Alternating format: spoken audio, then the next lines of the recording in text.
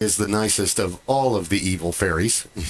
That's right. He's going to set your neck. The other ones are going to take care of this. That sounds accurate. Oh, geez. Running around naked at work. Awesome. That's great. Where's Kris? See, that would be the whole...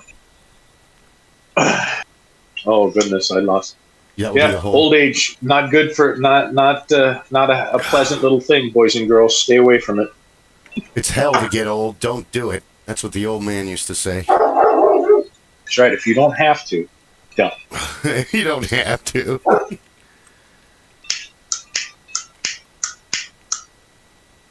Okay. Didn't you fill that thing up last week? Yeah, the fun thing about most of those torches are when they get cold, they don't work very well. So you have to heat up the unit. So bring out the torch, the real torch. Oh, okay. What's going on? Come on, computer, you can do it. We'll get started in just a second. Oh, what's today's cigar? Stall for me. There you go. This is the Oliva V, which is a higher line in the Oliva lines. The V is a good medium-bodied cigar, very consistent, and it's available in every size. And Oliva has a nice grouping. They have a number of different lines, all broken out by letters. And they are what I would consider to be a premium blend, but they are a premium blend that is accessible. So they have cigars that run the gambit as far as costing, and they do a wonderful job of providing a good quality product. That's why I tell people things like Olivas and many of the big names are nice because they are consistent, so you can feel comfortable in walking into a smoke shop or hopefully a cigar lounge and finding something that you can feel confident. I mean, that's good, too. When you can get a high-end cigar for just an average price, you've already won. I mean, because the whole point of tobacco is for energy and aid in digestion, relaxation, and all the other lies we tell us ourselves about how bad and good it is at the same time. The problem with the cigar industry right now is pure capitalism. And the pure capitalism is being driven by the least capitalistic group you've ever heard of, the Chinese. So they do Chinese communism, yes. Yes. What ended up happening was that a Chinese group got together and they bought into a number of the Cuban rolling houses. So you've got communist influences. They're able to get together. They bought stakes in a number of the Cuban brands, the Cuban rolling houses. What they did then, though, because they understood the value, they understood what was possible, and the Chinese now really have total control of the Hong Kong markets. Since the British returned Hong Kong to China, the Chinese have complete control. It's still a relatively open market space, but they still have control. Yeah. Many commodities, many high-end commodities, sell in the Hong Kong market for an extraordinary premium. And cigars are one of those things. So the Cuban cigars were selling in the Hong Kong market for as much as a $200 or $300 markup in many cases. And the Chinese investors noticed that and said, well, if they can sell there for that price, we can sell them that price around the world. So they are dictating the pricing of the Cuban brands at the Hong Kong market. So whatever they can get in the Hong Kong market, that's what they're going to charge for that product around the world. So what used to be a $100 cigar is now a $300 cigar, $400 cigar. Well, the other brands, because the United States does not allow the import of Cuban cigars, Cuban leaf, or Cuban cigars in total, the the others are not making the money off of that level. So prices across the board have gone up, not quite the same commensurate price change, but they have gone up a considerable amount because that is a driving force in the market. Well, the Cubans are making this much money off of it, so we can charge this much for our product. So therefore, exactly. So it is in that manner. It is a purely it is purely based on market and what the market will bear.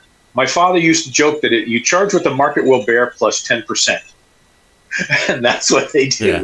So they've gotten to that opportunity, and they're running with it. So it is absolutely a pure capitalist process with regard to that pricing. Mm-hmm. They are charging what they know their customer base is willing to pay for the product. If they overstep, then they know that they will start to lose, and they'll have to step back on their pricing and change their model. So that's a big part of it. Is it painful? Sure. Do we understand it? Yes and no. Yes, I'm not going to begrudge someone the opportunity to make a living. I am going to call out somebody who I think is profiteering, but then that's a personal definition.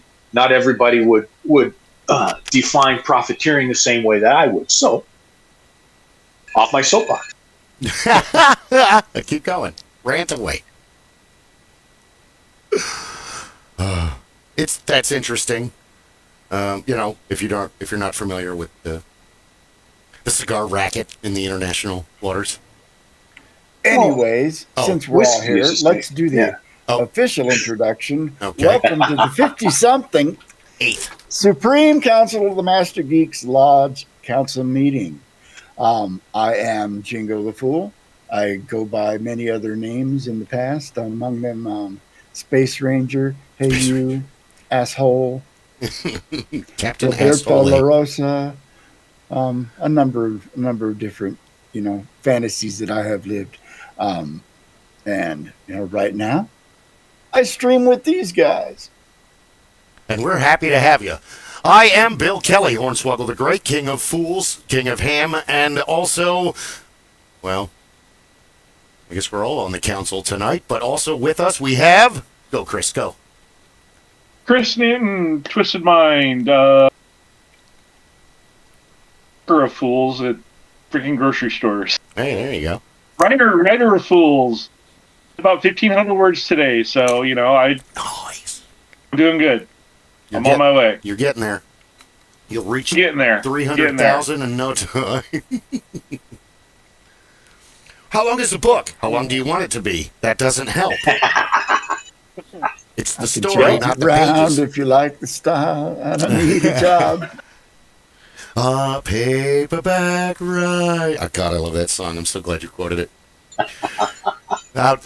Last weekend at the Renaissance Festival, I brought Fry's has those, the Kroger peanuts, the honey roasted with the sugar on them and stuff. And I brought out the peanuts, and I brought them into the back of the shop.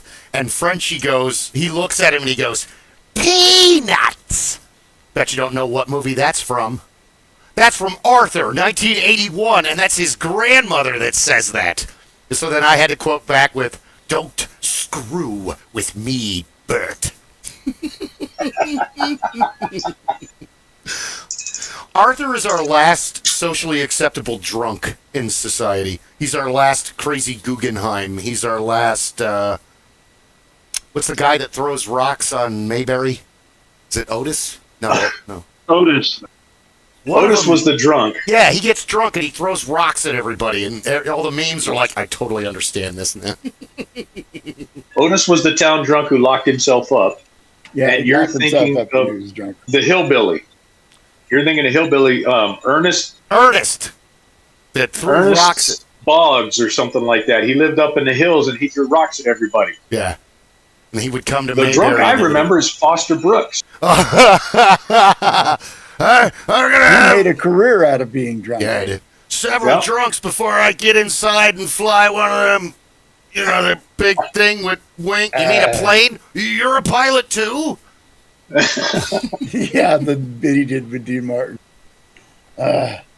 I'm not as think as you drunk I am. Yeah, no, I gotta have several drinks. Why's that? Well, I gotta go home and let everyone know my girlfriend is pregnant. Hey, congratulations! Oh, my wife's not gonna be happy when she finds out. The other one, who was the other one? Jack Elam used to do a really good one, too. Yeah. He was great in Cannonball Run because that was like so opposite of the tough guy cowboys he used to be playing. Now he's this like crazy mad scientist. Oh, catfight. And the best is when he runs into Dean Martin. I've been giving this shot to everybody. Well, that's fine for a shot, but can you drink it? I don't know. And then he sprays it in his mouth. How is it? Not bad. Oh, we just don't have fun movies like that anymore. They're making a new, not another teen movie or not another. They're making another one of those. That should be fun. They're making new Spaceballs. Yes, we need that. You need stupid comedy. It's a necessity. We have lots of stupid drama everywhere. You don't have to look hard to find that. I see it on the news every day. Stupid drama. All over Facebook, stupid drama. Hell, I'm causing my own stupid drama. I will never stop shit posting. No. If you think you're mad at me now, wait till you see my podcast. Oh, yeah. I'm surprised they haven't booted me yet. I've tried a couple of times. First, they give you bans in increments of minutes, 5 minutes, 10 minutes, 15. And then as you go up, then you're into days, several days, 4 days, a week, 3 weeks, a month. Oh, no, I'm not going to be able to yell at people. What are we going to do when they start asking for our... For the what? You cut out. For Discord, we're gonna have to start showing off our ID. In order to get access to Discord, they're gonna start wanting you to our information, who you are. Yes. Oh, great. I'm not hard to find. I mean, I haven't moved in almost 30 years. 29 to be exact. Yeah, they're more than welcome to come over to the shop and talk to me between hammer swings. I don't mind. There you go. I bought a pair of Bill Blass pants at Goodwill because Bill Blass is this designer and they're supposed to be elegant and important. Bill Blass makes pants for midgets with tiny hands. There, I said it. God, has it got small pockets? I mean, I can barely get my hand in. Bro, that's women's pants. Oh, I hate Goodwill. I went to... Yeah, my ex-wife and we could fit the same jeans, and I could always tell when I got her jeans because my hands would barely fit in the pockets. God damn it. For whatever reason, pants makers don't think women use pockets.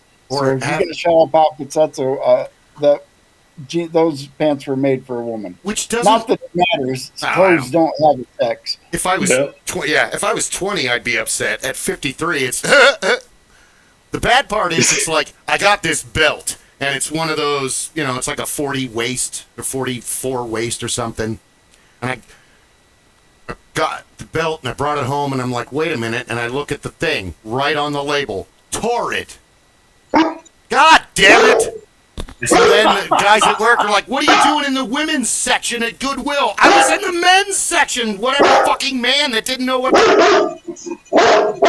Fenrir agrees.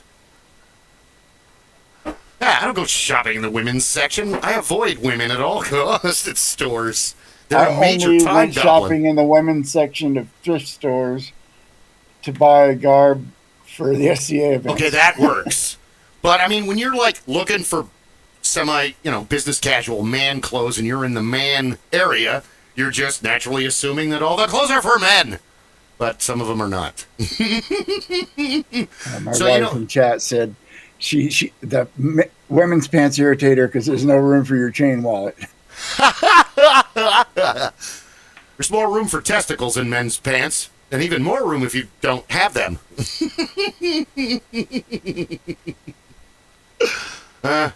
After having to wear hand-me-downs from sisters my whole life, I lost that whole wear a stupid girl shirt.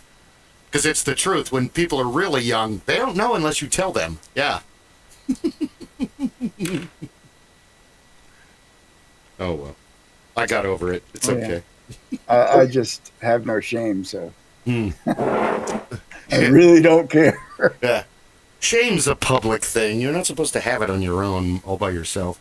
So did we want to take real serial killers and put them in D&D, or did we want to take D&D serial killers and classify them on Dr. Stone's most evil? I was thinking just evil villains in general and classify them. Including, cinema villains and comic book villains, where there's a lot of villainy out there. Ooh, a lot of villainy. Yeah.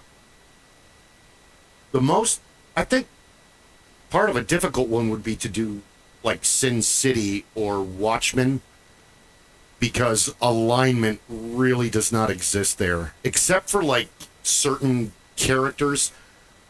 Like Frank Miller himself said that everybody in Sin City is just a normal person except for Miko and Kevin, or Miho. She's good, and he's obviously evil. He eats women.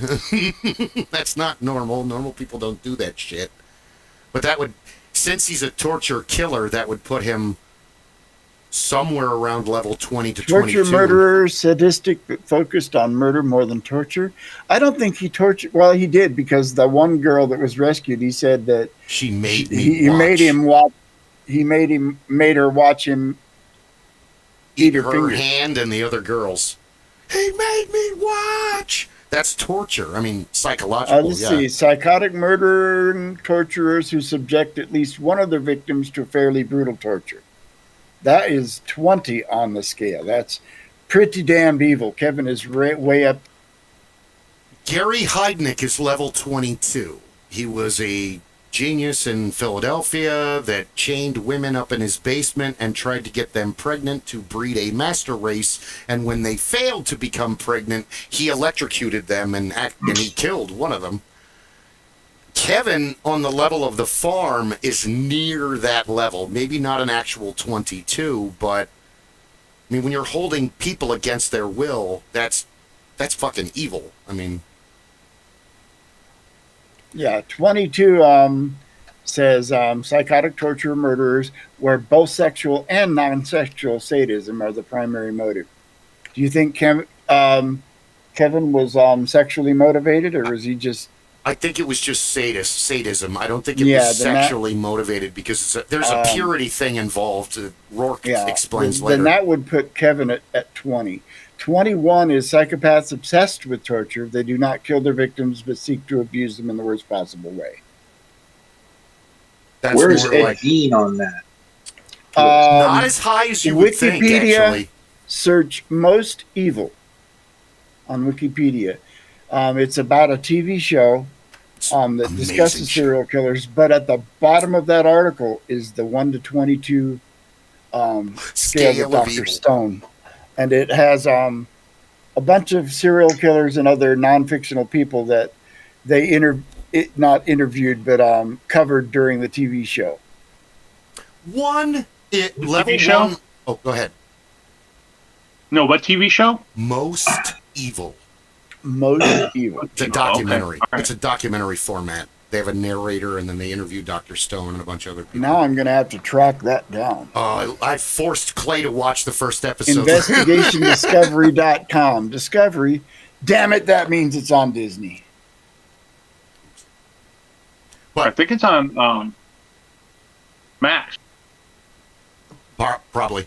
Level 1 is like the lowest level of evil. Like if you came home and you found your wife in bed and you saw red and you killed the guy, but everyone that's around higher you, than 1. Yeah, that's level 1. You're not a bad person, but it's a crime of passion where you lost all control.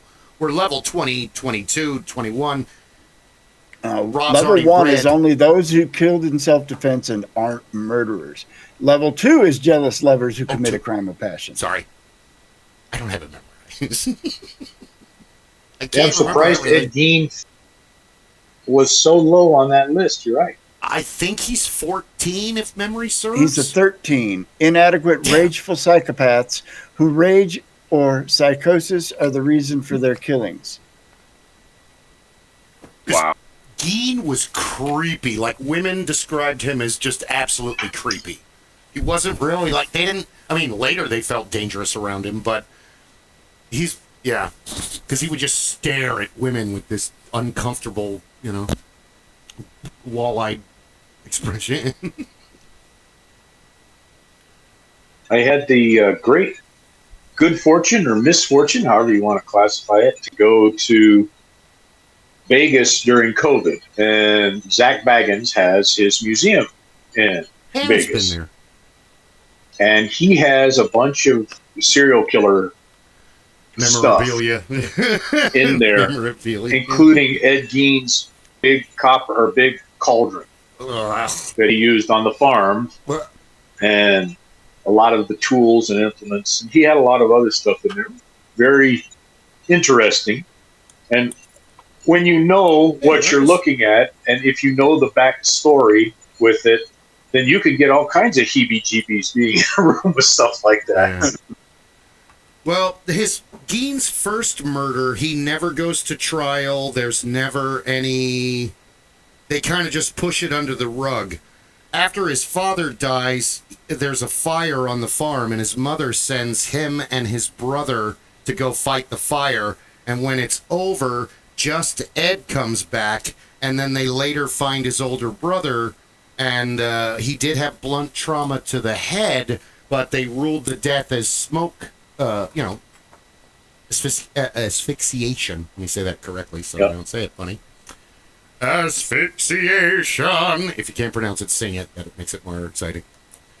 So they just kind of, Mother will keep Eddie under control because he had a sick Oedipus complex situation going on with his mom because Ed was really ridiculed and made fun. He was kind of slow. He had a little bit of a speech impediment.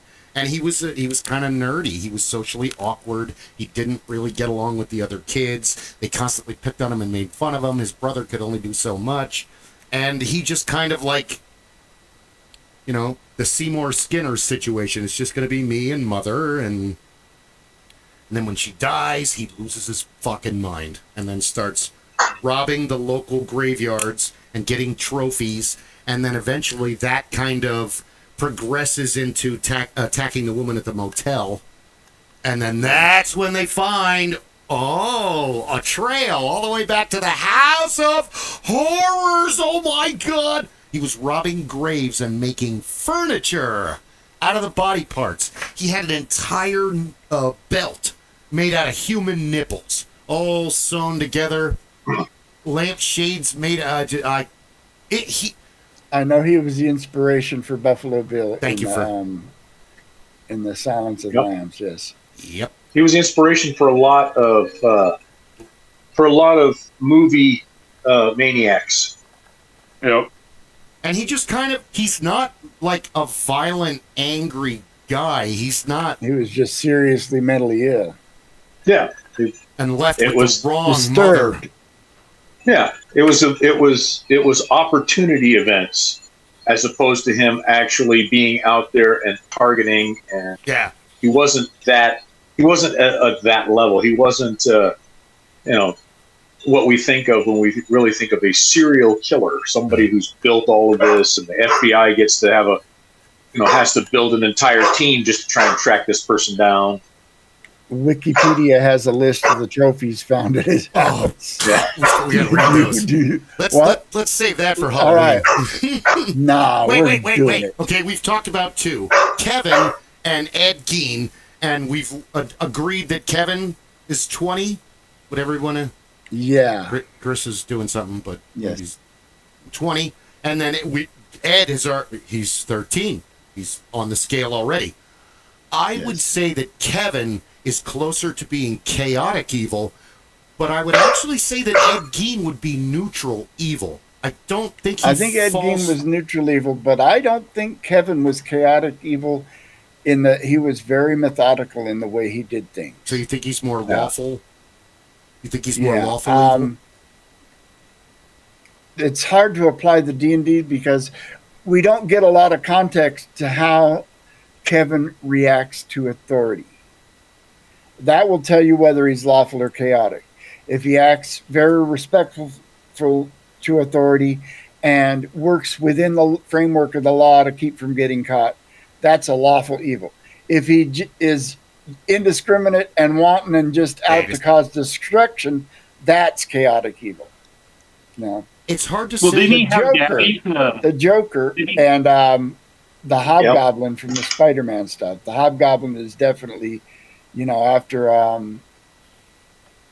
he's got a plot where Joker just does just random shit. Go, Kris. What were you saying?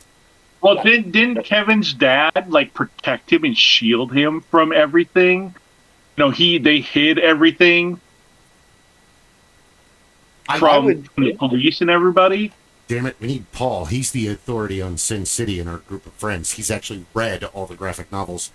I don't know much about Kevin's backstory, but when the Rourkes get a hold of him, I mean, they pretty much sequester him on the farm. Right. I would say now I'm changing I changed my state. I think he's neutral evil because neutral evil is pure evil, uninfluenced by authority or the lack thereof. Okay. Pure evil. Neutral evil is the evilest of evil because it's untainted by law and chaos. Just like neutral good is the purest good. Hey! Cat fight. There's plenty of food. I don't know when they're fighting. I was going to say, do not ask the cat's opinion because cats are absolutely chaotic evil, period. Some of them are chaotic good, but mostly evil, yes. Okay, I'll give you that. I would say that. No, I have to. I'm not changing my. Geen is still neutral good, but okay. Kevin is neutral evil. Though I'm still kind of holding on a little bit that he might be a little bit lawful because he does maintain a routine. That's how Marv gets the drop on him. And chaotic people don't they don't thrive on consistency. They thrive on inconsistency. Yes. Yeah. They act on impulse. They do what they want when they want because they want. I would go one step further. I know you wanted to do Hobgoblin and Joker next, but Bullseye from the Daredevil movie with Colin Farrell and Ben Affleck, he's kind of a really good representation of what a Marvel thug is in the very first part of the movie, where he's just randomly kills a lady on an airplane, randomly just does crazy stuff in a bar, and that is a chaotic evil. Yeah, they don't have a moral compass that keeps them. That's why the Kingpin or one of the other, like crime boss Silvermane or one of the other ones. I was just going to say Silvermane is the other crime boss it comes to. Pretty much. Well, he's the oldest Marvel crime boss that isn't a superhero, a supervillain. He's just an old man. Yeah, it's a shame that William Platty died. The guy that plays Dr. Finkelstein in Jack Skellington! He'd be perfect for Silverman. He's in Prizzi's honor. We forgive nothing! Good movies. Wasn't he Italian, though? I think Prizzi's honor! Dennis Farina would be a good Silverman. Dennis Farina would be. Yeah. Farting ice holes. I want to see him play Black Mask. What the fuck is wrong with you? Because all Black Mask does is yell at his subordinates, and Farina would be perfect for that. Or Sipowicz. Dennis Franz from Hill Street Blues, the main detective. Oh, yeah. He would be. I mean, you'd have to get him into excellent shape, but he would be great for the Black Mask and Batman and crime boss. Also, a lawful evil, because he's not pure enough to be neutral evil. Black Mask. He's too organized. Much like Riddler, lawful evil. Very much. Riddler definitely hits the lawful evil because he's very methodical in what he does. And, Scarecrow and he and Mad Hatter are all tied for 3 for neutral evil. I would say Dr. Freeze is chaotic evil in his creation up until 1992 when Paul Dini and when the animated series introduces Nora Freeze, he goes from being chaotic evil to almost neutral good. Because he only really... Freeze doesn't... with the Nora storyline canon, not the like they were saying before the animated series, Mr. Freeze was just another weirdo with a ray gun. He actually got a redemption story arc in this TV show Gotham. He does. See, I've only on like they season end up 2 of finding Gotham. A way to save him. I don't have Netflix anymore, so now I can't finish the series. Same thing with the Red List. The Raymond Redding Blacklist. The Blacklist. That's a great show, and now I can't finish it.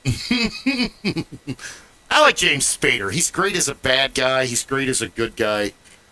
All those, Less Than Zero and Pretty in Pink, and he was always like the best. He was like the main guy's asshole friend. He did that very well. Main heavy, yeah. He can play the heavy really well. That's good. Main heavy. That's a better analogy. You don't hear him talk about the heavy. You don't get heavies in movies anymore.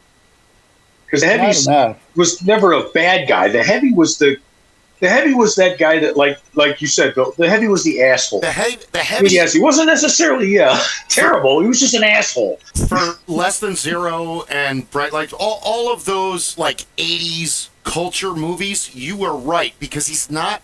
Now that can happen, but for the most part, he's the bad vizier. He's the ill advisor. He gives you bad advice. And we've all had friends like that and made tremendous mistakes and owe tons of people apologies. So that being said, I hate reunions. It's just he's going to be in Vision hours. Quest. He is? Yeah. He's going to reprise his role as Ultron, but it's going to be a human Ultron. All of the android characters in Marvel movies. So Jarvis, Ultron, Friday, all the ones that Tony Stark helped create are going to be in the Vision Quest TV show. Poor Jarvis. And they're going to be like made into inside Vision's head. Like the show Herman's Head. That could be interesting. Kind of like that, yeah. But it because it's not Paul Bettany's vision from the shows, from the movies. It's White Vision from the Wanda Vision show. I'm a huge That one that appeared at the end, which was of the White Vision, I think was a vision that didn't have the Soul Stone. It wasn't the same vision. Right. You don't. But they don't introduce. Right. No, Vision gave him his memories, but he doesn't. It's the ones that the government made in the WandaVision show to take out Wanda after she made the bubble around this town. Vision is another. And so, yeah, he took off at the end of the show, and nobody's seen him since. And now that we're going to have the Vision Quest show later this year, and I know James Spader's going to be in it. Vision has always been one of my favorites because he's really underused. Because he's on the power level with Hulk, Black Bolt, Wonder Man, the Gladiator guy that fights everybody, that broke the Thing's jaw. I mean, Vision is a, dare I say it, next level hero. And he doesn't have much of a personality and a lot of conflict in his day-to-day operation, and I think that's why he's kind of pushed to the periphery and not used as much. Not only that, I mean, he controls all the density in the area around him, in himself. I mean, if you're pissing him off, he'll just make you so heavy you can't even get up. Well, that was one of the things I liked about him with Thor, when he picks up the hammer and everybody's like, oh shit. Yeah. And it was just a subtle thing. He's just like, oh, here you go. Can't be worthy or not worthy. He doesn't technically have a soul. I was not surprised. I was also not surprised that Captain America could wield the hammer. Yep. You know, the only thing missing from that is now they have to have Tom Hanks show up in the sweater and walk over and just as a cameo, pick it up and hand the hammer over to Thor and just walk away. Just very nice, thank you. Dressed as Mr. Rogers? No. Dressed as Mr. Rogers. Oh, I wanted to be Forrest Gump. You drop your hammer, sir. And then he just walks away. I wanted to be Mr. Rogers, and everybody else go, ha! No. That's cool and pulls at heartstrings. It's not funny and ridiculous like Forrest Gump. Sorry. That's a tangent we could go off in. Who is worthy of Thor's hammer? Fred Rogers. My vote. Kermit the Frog. Kermit the Frog. Yep. He's worthy. Captain Kangaroo. Yeah. Captain Kangaroo, definitely. But definitely Fred Rogers. I think Fred Rogers. Was there the clown? Fred, which one? Nope, no clowns. Fred, yeah, that's right. You don't like clowns. I'm the one who loves clowns. I don't care. I don't dislike clowns. My wife doesn't like clowns. Oh man, she better never come over to my house. Paul gave me this statue. Look at this creepy guy. Look at his butt. But Fred Rogers definitely, because a light went out in the sky at night when we lost Mr. Rogers, because you don't have many humans out there today that absolutely everybody loves and they have no enemies. Well, Tom Hanks would be able to lift the hammer as well. You think Tom Hanks? In my estimation, Tom Hanks himself would be able to do so. I don't know. This is a man that bought an old manual typewriter so that he could write letters to people in that fashion. Nice. And had been doing it for years. So this is a gentleman that, he picks and chooses his characters. He does a very good job of it, and he embodies a lot of those ideals in his day-to-day existence. Yes. Also, go ahead, Bill. Keanu Reeves. I was just going to say Keanu Reeves. Stop reading my goddamn mind. He is the epitome of the nice guy. Another one. Are you going to say Robin Williams?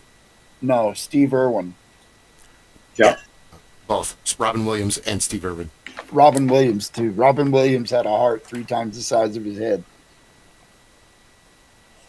He had a heart more than the hair on his back.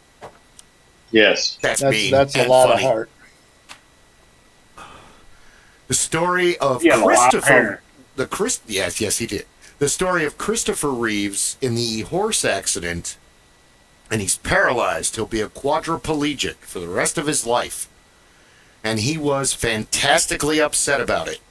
And then one day, the door opened, and a man dressed like a surgeon with a heavy Russian accent declared that he needed an emergency proctology exam. And Christopher Reeves looked over, smiled, and started laughing for the first time in, 3 or 6 months? As Robin Williams proceeded to just, be himself in the room and just be this character. I watched that documentary. That thing made me cry. You don't have a soul if you don't cry at something like that. I mean, they're best friends.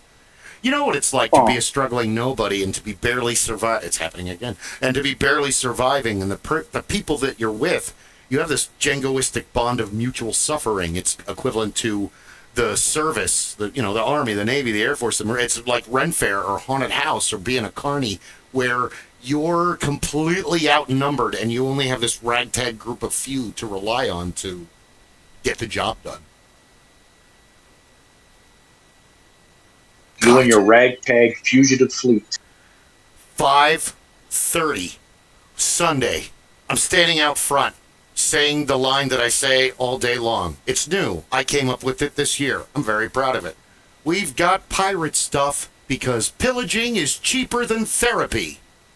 And you don't have to use your HMO, whatever the hell that is. So, here's a Hispanic family.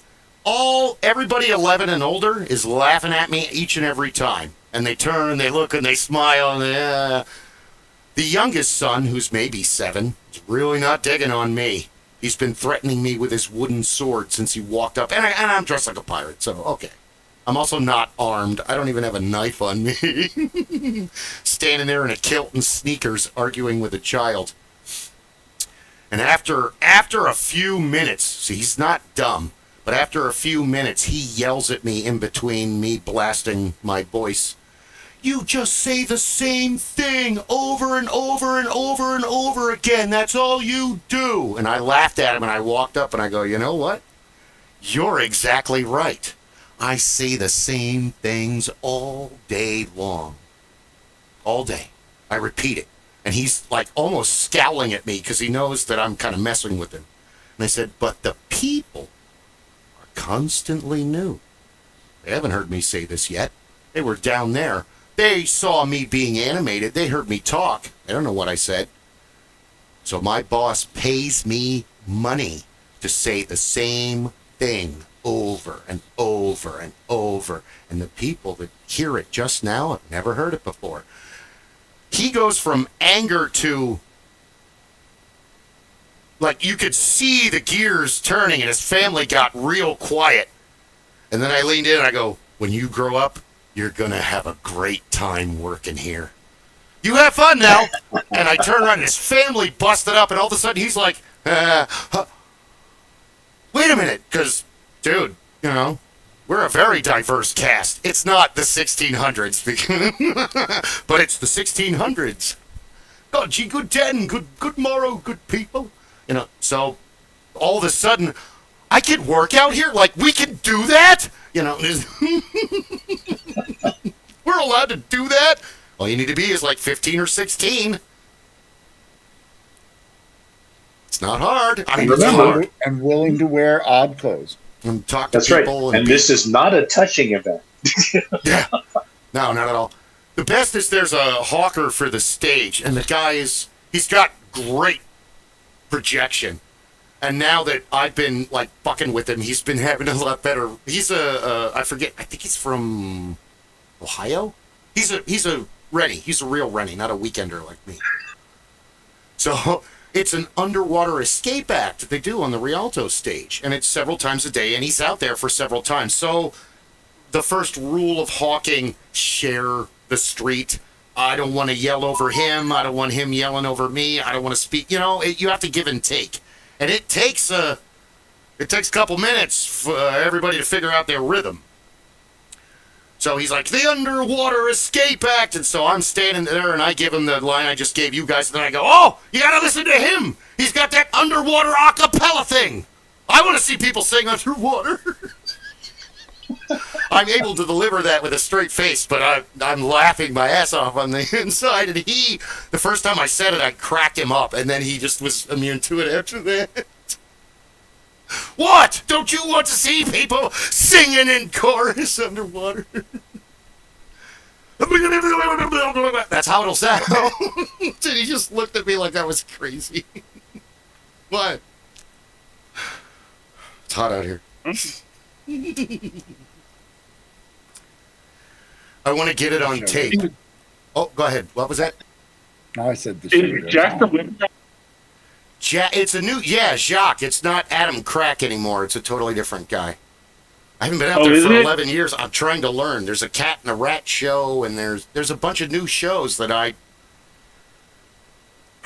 the last time I was out. I keep seeing him on freaking TikTok and YouTube. Oh. And he got the painted on mustache, the French mustache. Yeah. Sure it's not Santiago from the Clan Tinker. Santiago always paints his mustache on. He's got a better handlebar than I do. I think it's funny. Yes, he was there like last weekend or the weekend before, like opening weekend. And I guess he had come from Dallas. And he said, I'm here in Dallas, and everybody started booing him. Yeah, don't talk about Texas and Arizona. You're trying to pick a fight. The funniest was, we are blessed, fucking blessed, because every morning, Seamus the Insulter walks into the pirate ship, tells us one joke, and walks out for free. We don't have to pay for it. But let me put things into perspective. Seamus has been out there longer than me, and when you give him $20 for a compliment or an insult, it's worth every penny. Because he grabs you, he's got several black belts in several different martial arts, and you're not going anywhere. And then he gets really loud and just goes off for however much money. However much if you give him like $5, it's like a paragraph. If you give him $20, it's like 2 minutes of solid insults. Listen up, bubble butt. So he walks in on Saturday. I don't remember last week's jokes. I'm sorry. It was a blur. He walks in on Saturday and he's like, "Are you ready to hear the truly most tasteless knock-knock joke I have ever heard?" And I heard it from a 12-year-old girl, and we're like, "Oh my God, go ahead." Knock, knock. Who's there? Tumor. Tumor who? Tumor months to live! And then he turned around and walked out. And we just fell apart. And then he topped it on Sunday, where he walked in, and we were open at that point. You ready for the joke of the day? Oh, God, yes, please. I wait on that. This is like the highlight of my morning. Come on, go, give it to me. Why can you not get off with these 2 fingers? Because these are my 2 fingers. And he ran away. That's so stupid. We laughed about it for the rest of the afternoon. My 2 fingers. I'm going to have to remember that one. It's going to get me in trouble at work. God. It's simple, stupid, but oh God, it's like something that you would hear on the Stooges or the Marx Brothers. Life plus logic equals comedy. Hearing the 1930. Oh, sorry.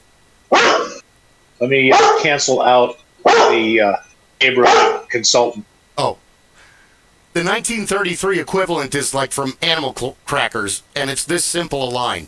One morning, I shot an elephant in my pajamas. How I got in my pajamas, I don't know.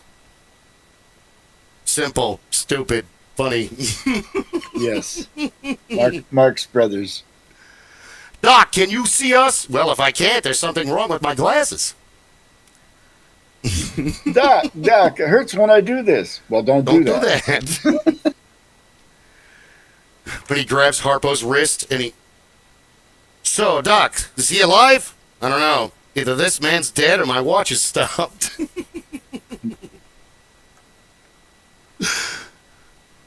You gotta keep that redheaded fella up in a trap. It's no good. I can't catch him. Well, who is he? Well, he's my partner, but he knows speak. Oh, he's your silent partner. Sorry, I could do Marx Brothers. Don't yet. Okay. So, hey, Dr. Doom, definitely lawful evil. I'm not even sure Dr. Doom in all instances is evil. He is a sovereign of his own nation, and a lot of what he does is to the benefit of his own nation and his people. Okay, he's a tyrant, but I don't think he's a capital E evil. Not all the time. Depends on who's writing him, really. Okay, Nat.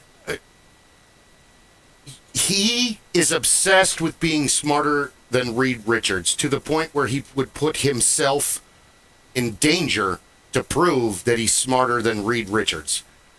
So, God, you know what? I'm wrong. I don't think he's that's more evil. Chaotic neutral because he is going to go for chaotic neutral. People aren't evil. They're just obsessed with that one thing, and the end justifies the means. So the rest of the world is going to see them as evil, but they're like, I had to kill those orphans because I had to dig in their orphanage to get the gold that I hid 20 years before the orphanage was made. But he's not wantonly murderous either. None of the chaotic neutral people start out as wantonly murderous. Murders happen in the course of their following their obsession, in my opinion. So does that make them? That makes them a little bit evil from the outsider point of view. I'm sure he is a bit evil, but I'm going to say that, what are the big evil things he's done? His big downfall is the collateral damage that he does. He barely acknowledges that and will push it to the aside. chaos. Yeah. He will barely acknowledge the collateral damage he does, regardless of what it is. Oh, the puppy dog no longer has a house. Oh, I killed 5,000 people. That's collateral damage because I was built point. I'm heading for this. This is my ultimate end point. This is my goal. The collateral damage I will barely acknowledge, but I will also sweep it aside and move forward. So he's walking that line, walking it. He's straddling the line, maybe doing a game of hopscotch, and the line runs down the middle. I say Hey, what he's about not Magneto? a capital. I want to stick with Doom for one more thing. I say he's not a capital E evil because he is doing what he thinks is, beneficial to the nation that he rules. I wonder. I don't think I've ever really seen how the people of his own nation view him or treat him. What is life in Latveria like? Latveria. I'm trying to catch up with what we were doing. So, Kevin. Okay, what about Magneto? Oh, hold on. There's so many. I'm trying to keep notes in. Twitch will record the chat in my chat, so I'm putting Kevin is neutral evil, Ed Gein is neutral evil, the Joker is chaotic evil, Scarecrow and Riddler and Mad Hatter are... Oops, not Riddler. McLovin. McLovin's lawful Magneto evil. Becomes an interesting choice, though, based on, and it depends upon the background, the true history. Because now, you guys can correct me if I'm wrong, but the films, I think, embellished into his upbringing and background a lot more than was ever really brought out in the comics. That doesn't come till later. That idea, what it was from the films that put him into that mindset and helps to drive him to that edge, I think that falls under what Rob was talking about with Doom. He's not, at that point, he's tap dancing on the evil line, but he's doing Magneto at this point? Yes. Yeah. Well, where Magneto crossed the line is where he wanted to genocide the entire human race. That's where he became capital E evil. Yeah. Because he decided that mutant kind and humans could not coexist. He became the evil that shaped him. He was shaped by the evil of the Nazi Empire, and he wanted to basically do the same thing. If you stare into the abyss. He was going to turn the tables on those who he saw as doing that, attempting to do that same thing to his people now, who are the mutants, not just the Jews, but now he had noble mutants were his intentions at first, but I think he got caught up in his own power at one point. And lawful neutral, chaotic neutral, neutral evil, chaotic evil, lawful evil, Magneto. I would say lawful evil. Yeah, because he does have a very, very strict and defined set of rules, but those rules are very much to the benefit of himself and his group, and they don't include humans. So his group is to benefit from it, and all that fall outside of what he designates as his group, they are essentially collateral damage for him to get to his ultimate end, which was a purification of the world to meet what his idea was of a proper place. So, okay. I agree with you, Rob. He walked right. He didn't skip across that line. He ran with it head down and went ran, tackled it. Yeah, he started with pure intentions, but he went all the way there. Hobgoblin, chaotic evil. Bullseye, chaotic evil. Magneto, lawful evil. Dr. Octopus. I would say, that's a tough one because, I don't know how much. I'm going right now off of the cinematic, the Oh one no, from the movie, the yeah, movie, the Tobey Maguire and the Alfred Alfred Molina. Molina. Alfred Molina. We've been watching him since Raiders of the Lost Ark. We loved him. He was great as the bad guy Angel in Maverick, the movie with Mel Gibson. I mean, not to take away that performance, but that is not the storyline of Doctor Octopus. He was No, never married. he was never married, and he was just I don't know, nuts.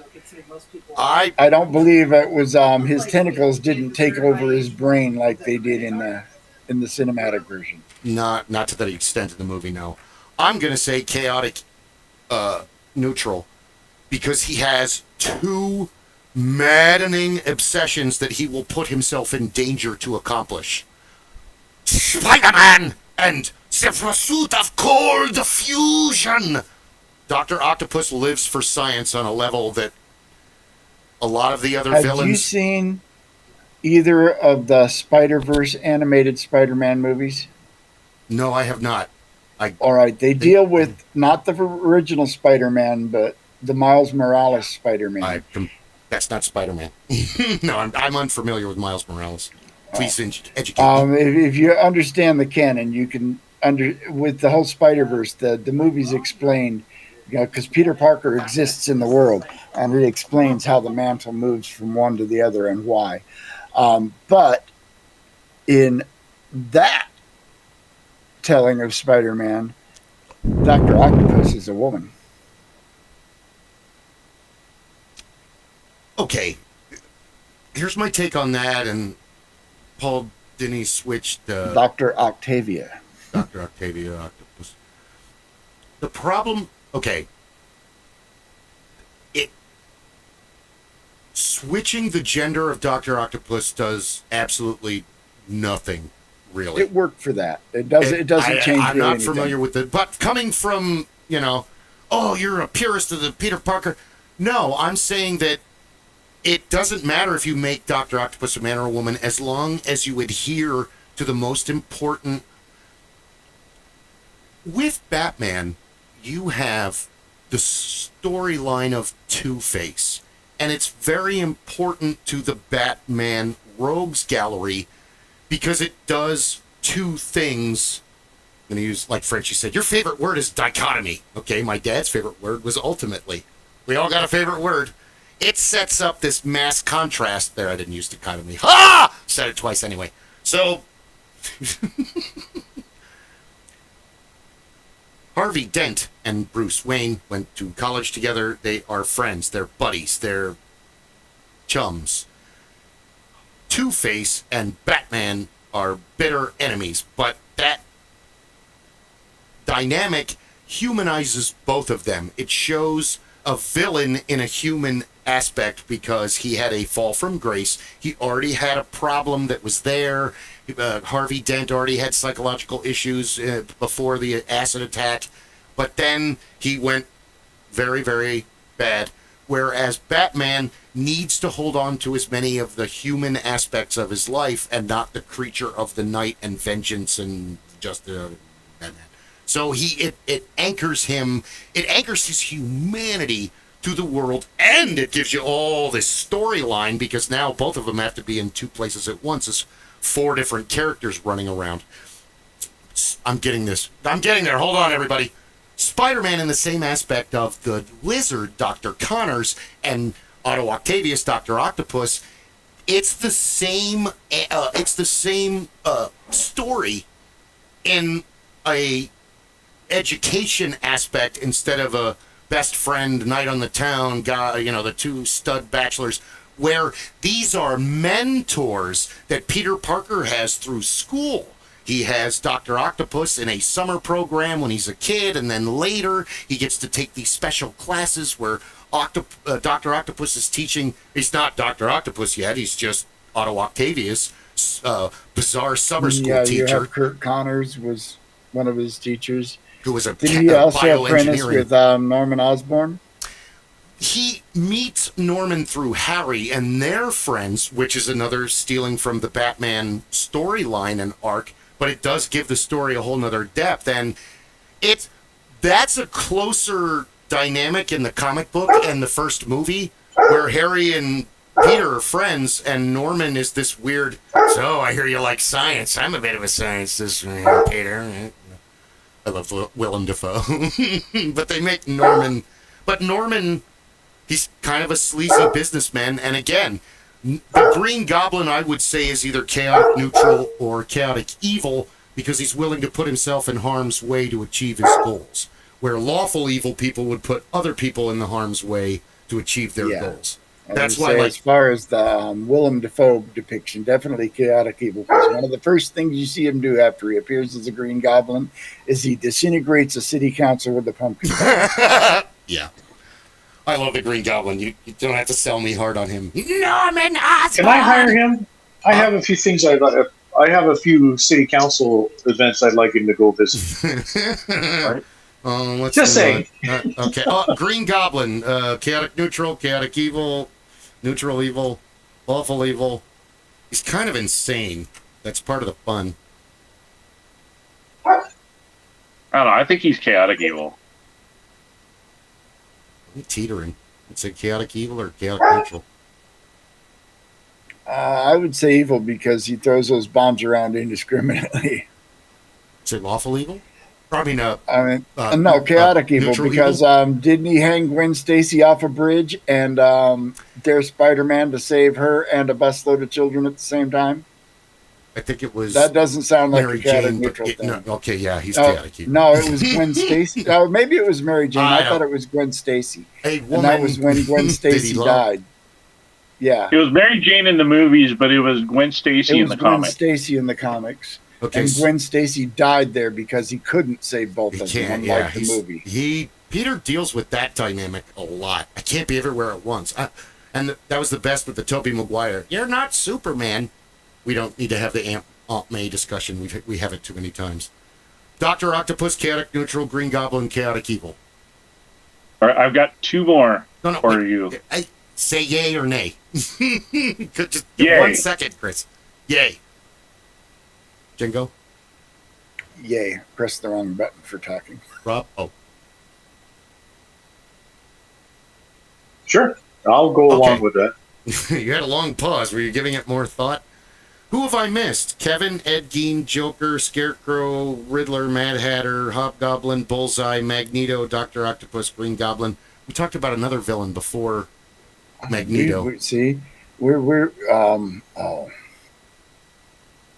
There's so many, and we can get away from the comic books into cinema villains as well. Hold on, I'm having fun with the comic. I've got two more comics, and then we can move on to cinema. You can throw cinema in if you want. I got a lot of the cinema. Oh my God! What have you got, Kris? Go, Kris. The first one, comic book, Mr. Sinister. Oh, okay. Lawful evil. Ah, pitch poke, kill me, Coke. Okay, and the other one, another X-Men, Apocalypse. Apocalypse? Ooh, neutral evil. Yeah. Pure megalomania. Jeez, you like him big and powerful, don't you, Kris? Apoco. Hey, I love the X-Men. Don't judge me. I love the X-Men too. Hey, Magneto is one of their old school original villains. He pretty much comes with the original set. Okay, pre-Carol Danvers exposure, Rogue. You remember Rogue became a good guy after she was trapped in the rubble with, was it Captain Marvel? Yeah, and absorbed a whole lot of her personality, and that's how she ended up being a good guy, because she was trapped touching this person for a long time. Before that, Rogue was a nasty, evil, scary villain. The one villain that, made all of the X-Men's O-rings clench whenever they heard her southern accent. Yeah. And now she's like and then they cast Anna Paquin. I like Anna Paquin, but I like her, but she shouldn't have been Rogue. Where the hell's Holly Hunter? Yeah, no doubt. I want her to talk like she did in Racing Arizona. Yeah, they had a meek and mild teenage girl. Rogue should have been, rowdy and mean. So you want to say that Rogue pre-turn is chaotic evil or lawful? Oh yeah, because she relished in the terror that she caused, and liked torturing people with her powers. So we'll do pre-X-Men Rogue. How about that?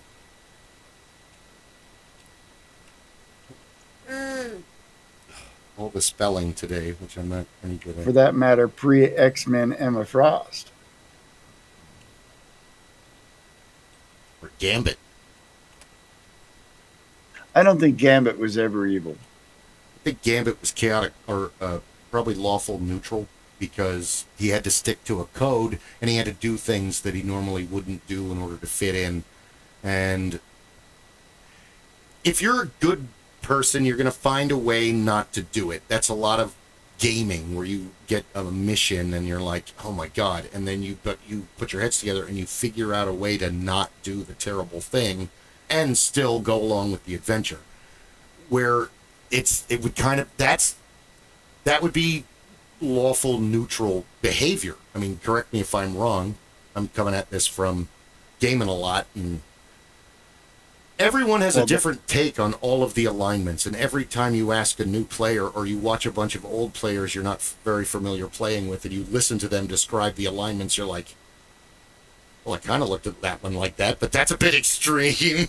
Well, on the theory that even if somebody has a given alignment, not all the actions that they take are going to fall into that alignment. Everybody, very few people walk such a narrow line in their life that it can define every action. I mean, for the most part, people stick within their lines, but the lawful neutral person can do the occasional chaotic thing or the occasional evil or good thing, and still not stray from their core tenet. It's also how they react afterwards. A chaotic neutral or a chaotic evil person is not going to have any remorse for the bad thing they did. Lawful evil, probably not. Lawful neutral and true neutral and on, if it was a diabolical act, it's going to stick with them. And that's an excellent plot line if you're a DM, because you can bring that back, and especially if you have a magic character or one that can read minds or any kind of stuff like that, or demons or stuff like that, you can literally use that as another plot device to go after the character. But who are we talking about again? Rogue. Rogue is chaotic evil before becoming the X-Men. Rogue and Gambit. We were talking about Gambit. I would say thank you. So oops.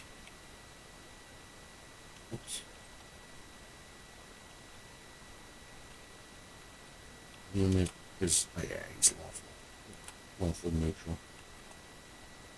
Because they're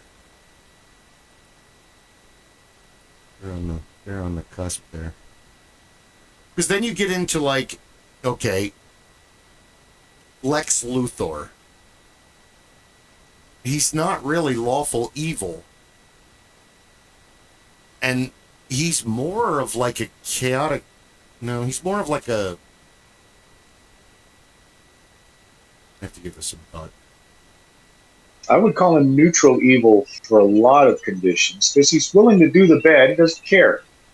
But he's walking that line and he's doing what's right for him. Yeah. I wouldn't call him chaotic evil, because he's not just walking around, I'm going to destroy this building today and then I'll pet that dog later. And after I'm done petting him, I'm going to throw him to my pet shark.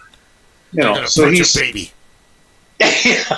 So I would say he's more neutral evil, really. Or is he lawful neutral? No, because he doesn't necessarily follow a rule set. No, he doesn't. And he follows his own. Yeah, he follows his own line, but his own line changes, with the exception of, I'm going to beat Superman. Why are you going to beat Superman? Because I'm going to beat Superman. The alien. Right. Dude, he's an alien. Leave him alone. He's an alien who's been really nice, because we've seen in the comic books what happens when he lets go. We were talking about Mr. Freeze. That's who one of my favorite villains, especially after... Because Mr. Freeze is just... okay, we'll do just Batman animated the BAS. That's what they call it in the lingo. That's what the kids are saying today. No, I don't know. It's now the BAS. I'm what? So out. What? So Mr. Freeze pre-Batman animated series is chaotic evil because he's just a maniac wacko with a ray gun. But afterward, the creation of Nora completely changed his character. And what the hell did we decide he was going to be after that? Wasn't he lawful evil at that point? I think he was lawful neutral or lawful evil. Yeah, but I think because he has a set of rules, but he's doing the wrong thing to get to his chosen endpoint. Okay, so hold on. You've opened a whole can of worms with that statement. Are evil people capable of love? He is obsessed with Nora, that he destroys himself so that she can have a perfect or a normal life. By the time Batman Beyond happens, Mr. Freeze is a head in a jar talking to himself in a cryonic facility that Amanda Waller has sequestered him. Well, she's long dead. No, she's old. It's that other lady. She's old and wide enough. Yeah, it's the other lady that put him in this thing, and then they grow him a body, and then it goes sideways, and he becomes Mr. Freeze again. But Nora is happy. She got a new body. She's brought out of cryostasis. She lives and that's why Victor's like, I can't see her again because I'm that part of her life is dead, and I don't want her to remember me. I don't want her to be unhappy. I want her to live life. This is a wonderful man. So I think that falls under the lawful side versus the evil side, because he's got a set of rules, and his rules are very much centered around, at that point, they're centered around his wife. And what was he trying to do to provide for her? The evil part comes in, I'm willing to do whatever in the hell I deem necessary to get to this endpoint, but I have a set of rules that I will follow. I will go through in a very standardized set path to get there, and I am willing to accept the collateral damage. I am willing to identify the collateral damage prior to get there. So, I vote for lawful neutral then for after Batman animated series, because it's in the second version Gotham Knights of that, or Knights of Gotham, that he becomes just a head in a walking insect type thing. Who is this? We were discussing, Mr. Freeze was the name I couldn't remember that we talked about. He's chaotic evil before Batman animated series 1992, when they introduced the Nora Freeze story arc, and they give him, they make him a human. Humanity. Before that, he's just a crazy guy with a ray gun. That is basically I think that's that Nora Freeze story arc is the one they emulated in the show Gotham. I hope so. Because Nora does not exist before 1992. Harley Quinn does not exist before 1992. No, you know what's a shame is before we got Arnold Schwarzenegger as Dr. Freeze, the first name announced for it was Patrick Stewart. Really? I heard it was Bruce Willis. Both of those choices are excellent. Yep. Yes. Arnold, the Hollywood and Schumacher one in 1990. Chill. All right, everyone. Chill. They gave him 1966 Batman, which... So... I think Patrick Stewart would have done very well, because if you bring Patrick Stewart in before he becomes Freeze, and you get the opportunity to introduce him as, hey, this is the doctor. He's a very intelligent man. He can play that very well, and he can show you the emotion, and he can go through all of that. But then you can see him make that change and still keep that elegance. We saw him do it in the Next Generation when he became Locutus of Borg. Yeah. You could see him carry that eloquence forward, but be dark. Yeah. I'm sorry, but Shakespearean trained actors, it's hard to say they can't do it. You play every kind of human when you do Shakespeare, from Dogberry to Henry V. I mean, allow us me to fillet you upon this battlement and leave you for the massive sea. As opposed to, so I want to move into movie villains and some of my favorite movie villains. Let's do both. Go for it. The first one I want to bring up is Zorg from The Fifth Element. Ooh. Emmanuel Zorg. Baptista, 5 other names, Zorg. Yes, he was a right bastard. Zorg. And, that was my first... You're a monster, Zorg. Not the first time I saw Gary Oldman in a movie, but the first time I saw Gary Oldman in a movie. My first time where it stood out who it was doing it. Well, because you see Sid and Nancy, and you're like, oh, God, this is a fucking train wreck. And then the first Gary Oldman movie, my real experience would have to be Dracula.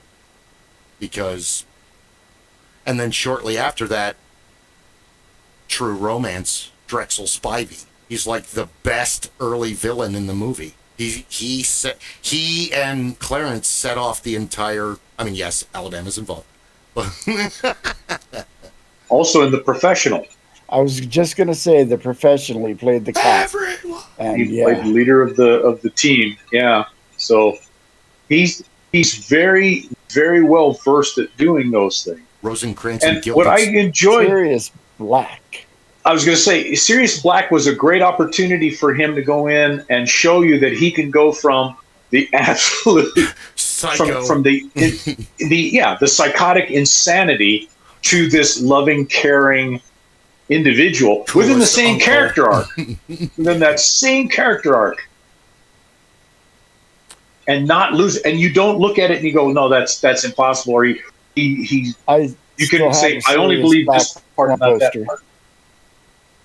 You still have a Sirius Black poster, and Rob, what were you saying? A wanted poster.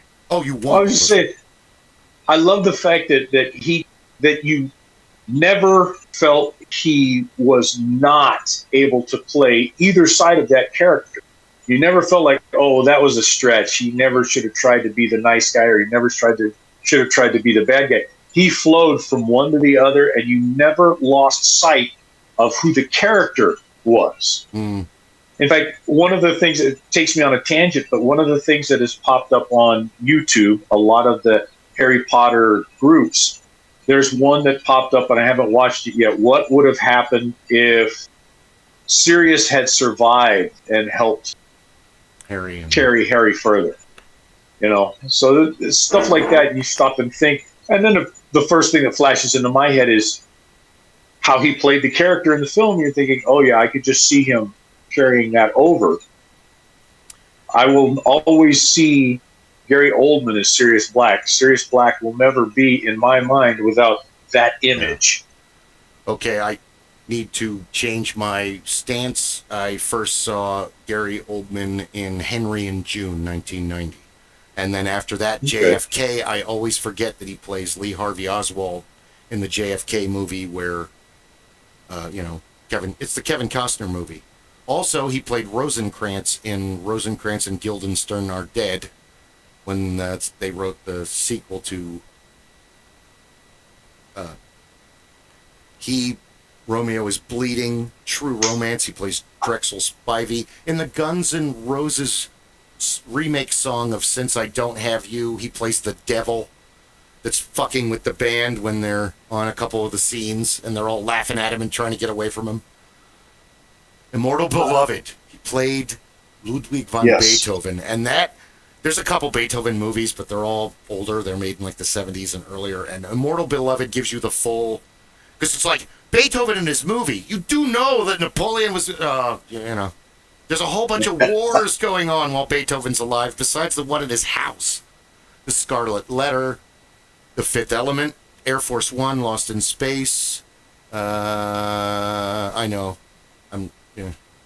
He was even on Friends. But as a villain, as Zorg, where do you place him? I mean, lawful evil. You think so? Because he was willing to kill whoever it took to get his ends.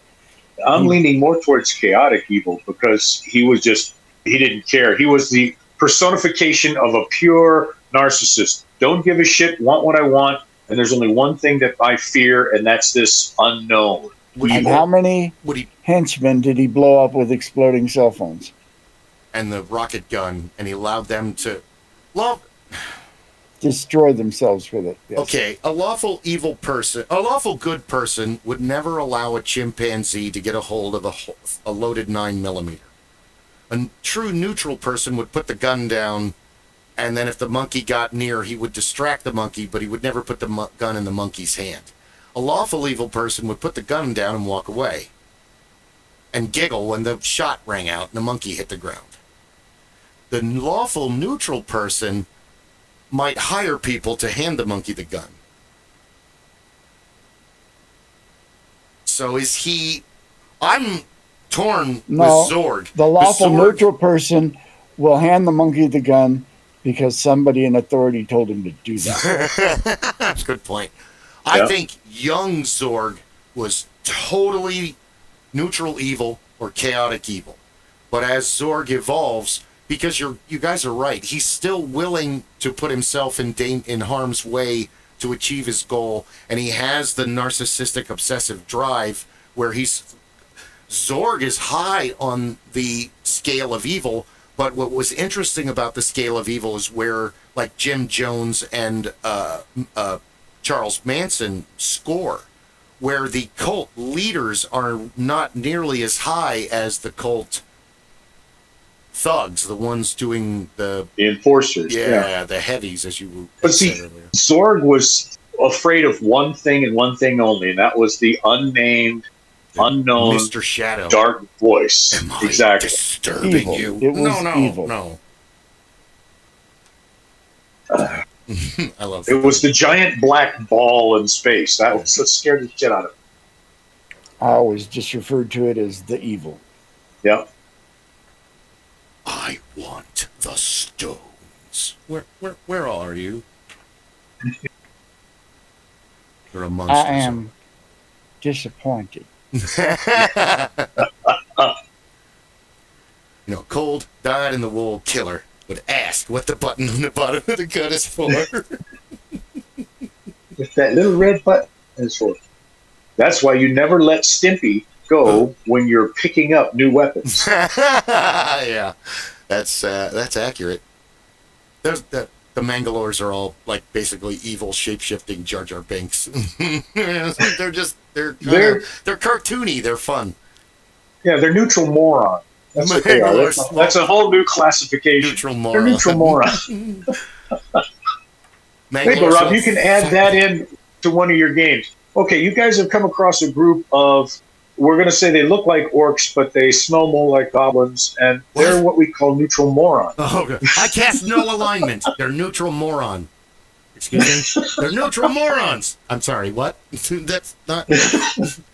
Okay, LM, that's a first.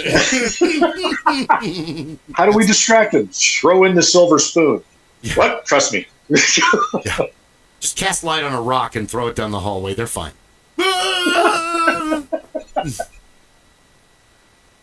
That is too funny. Yeah, that ranks right up there with the vegan mind flayer. Oh, I forgot. If you guys ever seen Planet 51, it's a real fun kids CGI. I think The Rock is the main character, but Gary Oldman is the main bad guy. He's the tyrant. He's the military leader of the planet, and he's keeping... Space is only 500 yards off the planet. That's everything else is just nothing. And then all of a sudden, I think it's The Rock. I've seen it twice. Yeah, it's The Rock. And then Sean William Scott is the alien that he encounters. John Cleese is the crazy alien professor that lives on the planet. He's nuts. Justin Long is the friend of the main character, and then Jessica Biel is the love interest. It was cute. But Gary Oldman is like just... What was the name of the movie? Planet 51. I'll have to find that. Yeah. Sounds like my kind of movie. Dwayne Johnson's at the point where, in the future, where everything's automated. His whole purpose is to be filmed walking out and putting a flag on a planet and going, and then that's it. That's the whole purpose of his life, and he's just profoundly depressed. And he gets marooned on the planet, and they're all terrified of him. They have, for pets, they have four-legged little tiny xenophobes that act like chihuahuas. The xenomorphs, sorry. The alien aliens. Then they pee on things and melt it. Yeah, it's goofy. That's just wrong. All of your dumb aliens, or your space jokes are in this because it's for children. It's for like 7-year-olds. It's funny. So in other words, it was written for this group. Yeah, it was exactly. written for the Master Geeks Lodge. It's looking for us to go. One of my mottos in life is, youth is fleeting, immaturity lasts a lifetime. Oh yeah, I'm a Zen master of immaturity. It is on Tubi. Right on. Yeah, when you have a minute, it's stupid funny. I've already warned you. Like we were doing mock calls at work today, and said, "Oh, I need an email address." "Oh, no problem. It's ouch@doesthislookinfectedtoyou.com." And I started laughing, and no one else did. And I'm like, "Oh, wrong room." I thought it was hilarious. You talk about that. Do you guys remember the Dennis Leary routine, www.whatthefuck.com? Yeah. And there was a guy that actually bought that host name. That's funny. He bought the domain name. And he set up an email server on it. And I think I still have an active email account at that email. So, yeah, that one works very well. Not for mixed company, not for corporate use, but we're just we're gonna use, don't send us email. We'll have to make a TSC. You can do anything at Zombocom. So Ezorg, do we want to do Ezorg young and Ezorg old, or do you guys want him to just be one alignment his whole life, whether he's neutral evil, chaotic evil, lawful evil, or chaotic neutral? I don't know. What do you think?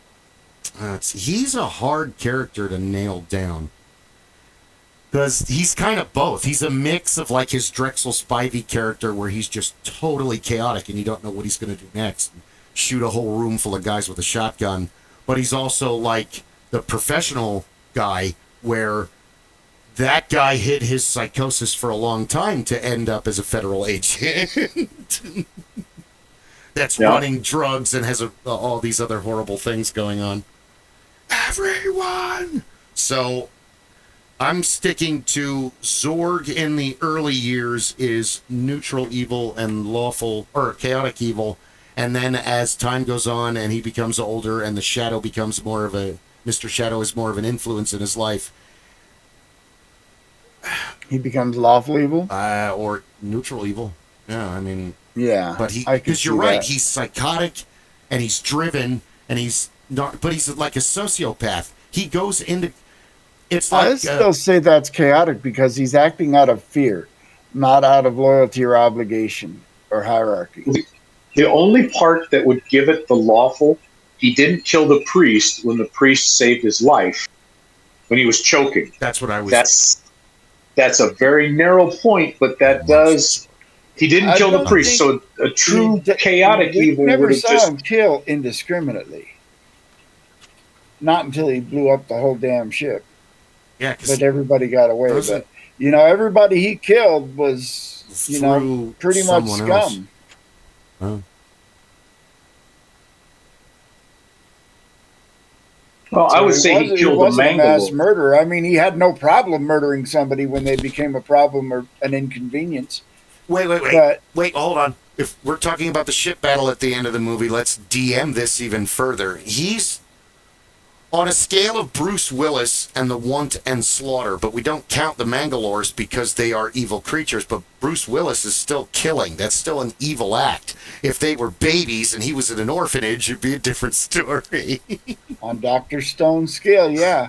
Killing in self-defense is a 1. Anything above that, is a level of evil, so... How many 1s equals Zorg? Well, quite a few, so we're going to say that Zorg is a lot... Yeah, so he's definitely on the scale. The fact that he serves the shadow out of fear and not out of loyalty and love, you're right, puts him in a chaotic evil. But most of the 9 hells and Dungeons and Dragons is built on lawful evil and serving.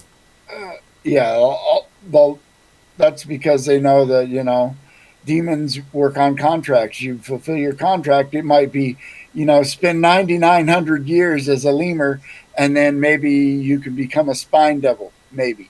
But you got to serve out your 10,000 years. It's to be used as toilet paper and all kinds of other horrible things.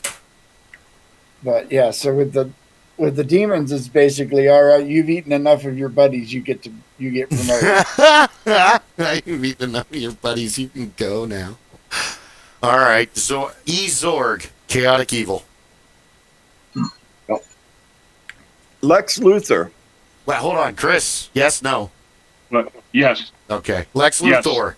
Sexy Lex Luthor. Let's go with the classic Gene Hackman Lex Luthor. If we're gonna do cinematic, because can't we do Clancy Brown? the Jesse Eisenberg. Did Clancy Brown do Lex Luthor? Oh yeah, in the animated JLA series. The animated Superman. Yeah. I'll go on record. The 2 best Lex Luthors are Clancy Brown and Michael Rosenberg from Smallville. They are the best Lex. It's Rosenberg? Rosenbaum? I don't know. Have you seen the new Superman movie? Not yet. But Nicholas Hoult, who is a great actor, by the way, nails Lex Luthor and his, absolute. What is the one driving thing about Lex Luthor? The one thing that, because of this, he would cross the line into evil. The alien. His obsession with the fact that Superman is Superman and he can never be Superman. And so he hates Superman with all the hate that the world can hate. Yeah. He hates Superman. It's his driving force. And in the new Superman movie, the whole plot of the movie is driven on Lex Luthor's hate. I love Christopher Reeve, and the cast is great, but the very first Superman, well, it's not. The very first Superman is in the 30s, but the Christopher Reeve Superman, the first one, it's Star Trek 1. Well, that movie was also aimed way harder at kids than the later movie. And that's okay. But it gets fantastic praise due to nostalgia. But through the microscope of time, that movie is going to be beaten up and raked over the coals. Because if you go back and aged well. If you go back and look at it as an adult, you're like, oh God. So the problem is that they're playing characters of themselves. Christopher Reeves is the most Superman. He's more like George Reeves than he is actually like Clark Kent. And there's nothing wrong with that. Margot Kidder isn't really Lois Lane. Dana Delaney in the JLA animated series, I'm pretty sure she's Lois, if I remember correctly. Batman Superman animated series. Hold on, give me 2 seconds. I'm pretty sure it's Dana Delaney. I just want to be sure because I'm saying everybody's name wrong, like Michael. Dana Delaney is more of the Lois Lane character. She's tough and smart and witty, but not over the top. She's not a bitch. She's not a whiny asshole. She's a daddy was a black belt, I can take care of myself kind of girl, where she's not going to lecture. She doesn't go on and on. Now, when she gets around Lex, she's going to lecture, but that's only because they have that weird dynamic. And I don't know if you've ever read Superman Red Sun. I haven't read it, but I watched a thing where they read it on YouTube page for page.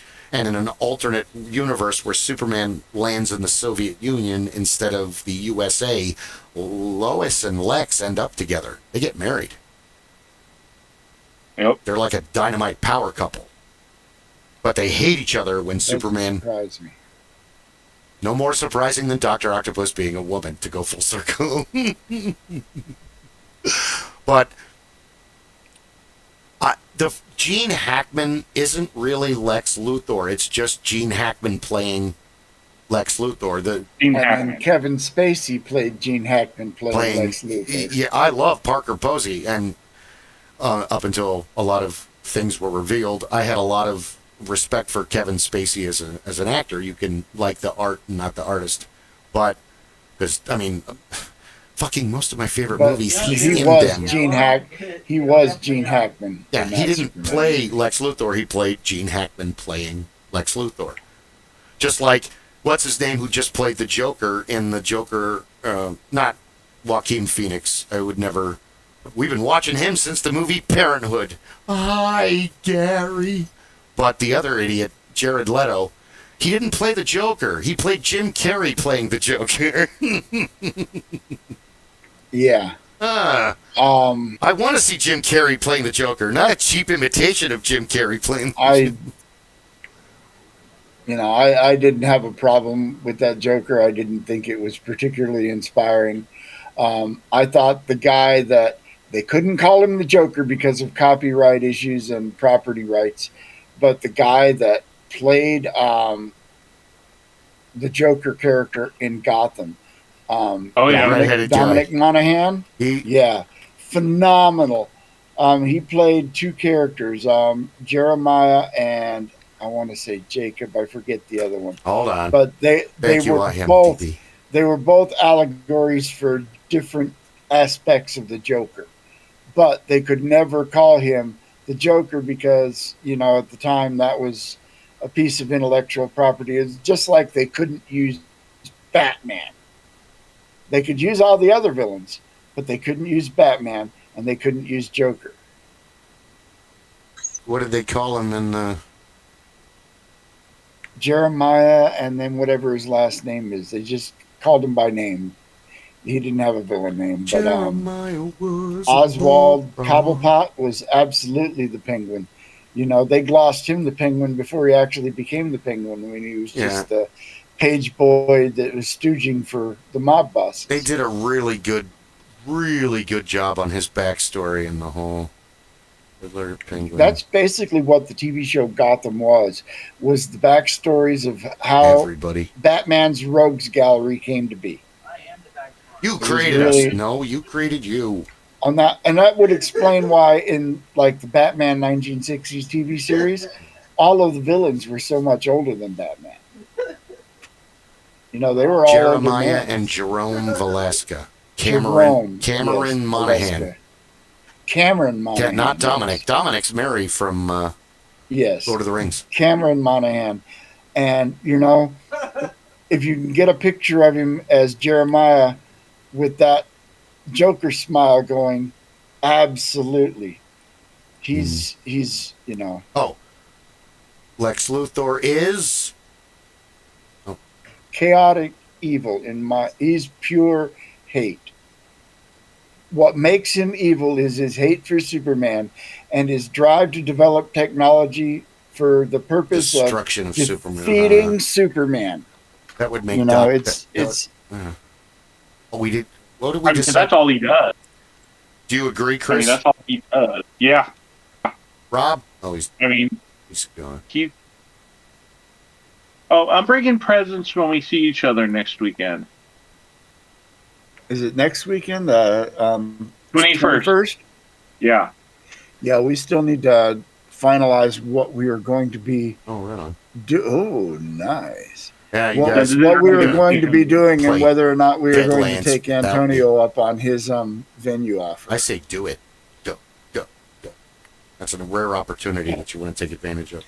I say as well. And I think we might do alternative programming to the regular game for the next couple of weeks or the next couple of sessions because Bill won't be there. Thanks. I've got some board games I could bring.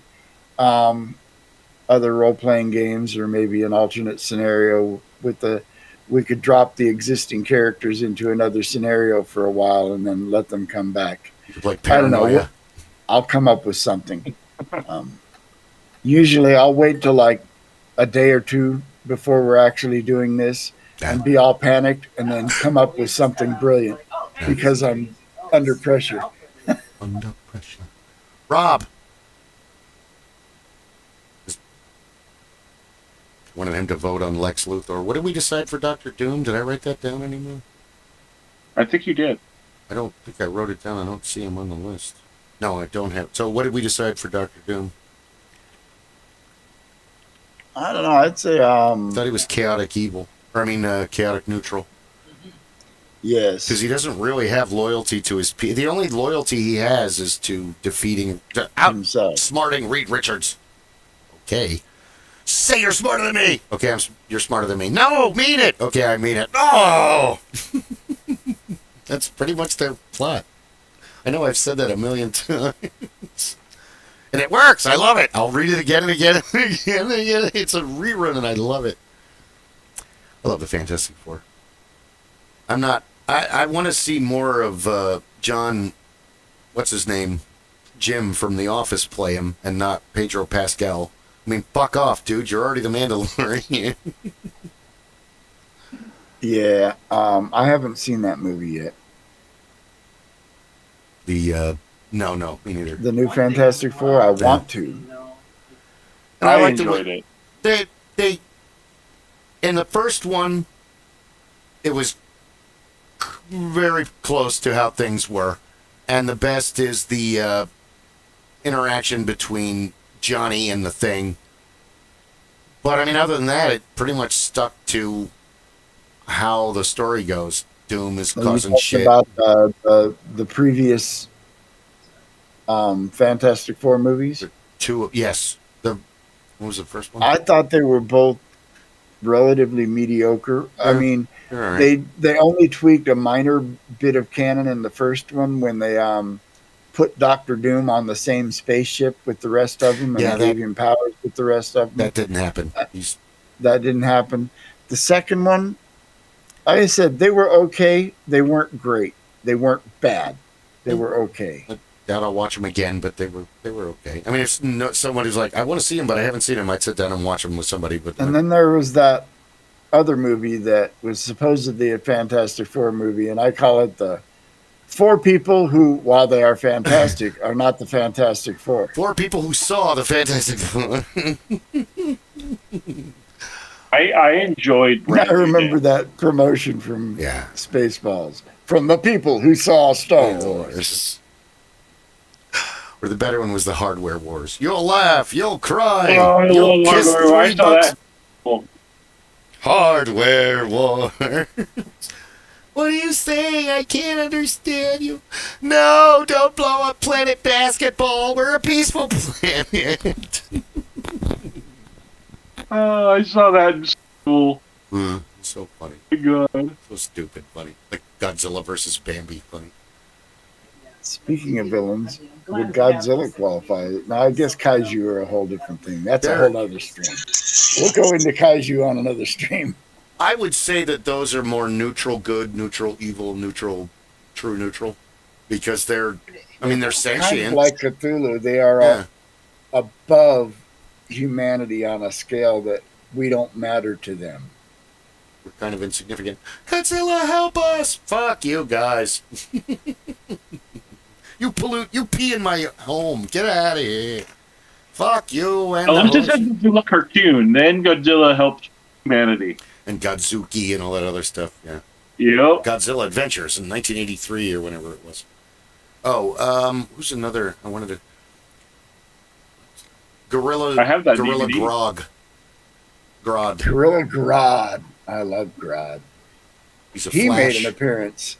In the Flash, he made an appearance. Chaotic neutral? Neutral evil? Chaotic evil. Well, he is a megalomaniac. And he's a genius. And dangerous combination. One of his plot lines, wasn't it, to basically alter the DNA of all humans and turn them into apes? Yep.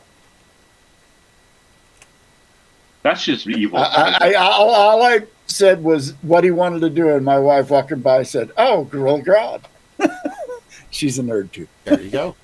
She knows. She's not even in the conversation. She could be if she wanted to be, but she's not even in the conversation. Gorilla Grodd, chaotic evil. I'll work on that. That's all. Yeah, he's In her own chaotic time. evil. In her own time. In her own time. In her own time. You know, he's somebody that holds on to a massive, colossal butthurt. Not necessarily, you know, unjustified, but. Okay. You two? Have somebody. No, wait. Have somebody. Chaotic evil, yes or no? Yes. Yes. I'll go along. Okay. I'm making a list because later I'm going to be writing up, hey, the podcast we did last night, what did we talk about? Oh my God, I'm losing my mind. What the fuck did we talk about for 2.5 hours? Okay, Kris, go. All right. Hans Gruber. Ooh. Good lawful choice. I would say evil because yes, he hired people that were willing to kill, and he knew these people were willing to kill. Lawful evil? But he was definitely lawful. He had a very, very, you know, methodical. If it wasn't for a random New York beat cop in the air ducts, his plan would have gone off flawlessly. Which makes him devious.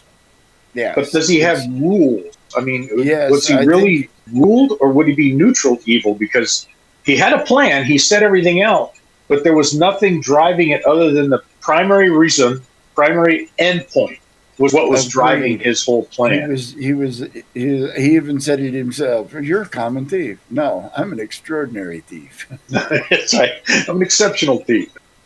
That kind of puts him in a, you know, jewel thief kind of category where they work alone, but he has a crew.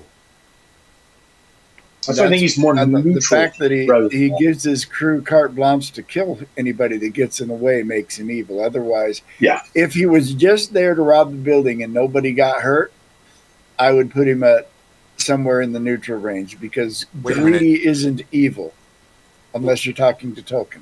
Wait a minute. So, if Bruce Willis early on in the movie had killed a different lackey first and not his brother, would things have gone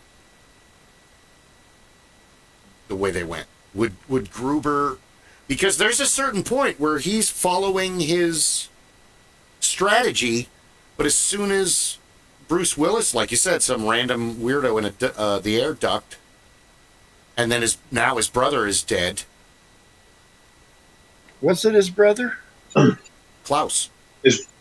His brother died, but he had already committed the murder of the owner of the company. I can't open the safe. Boom. Next. Yeah, but he was kind of committed to that going in. Which kind of he's evil.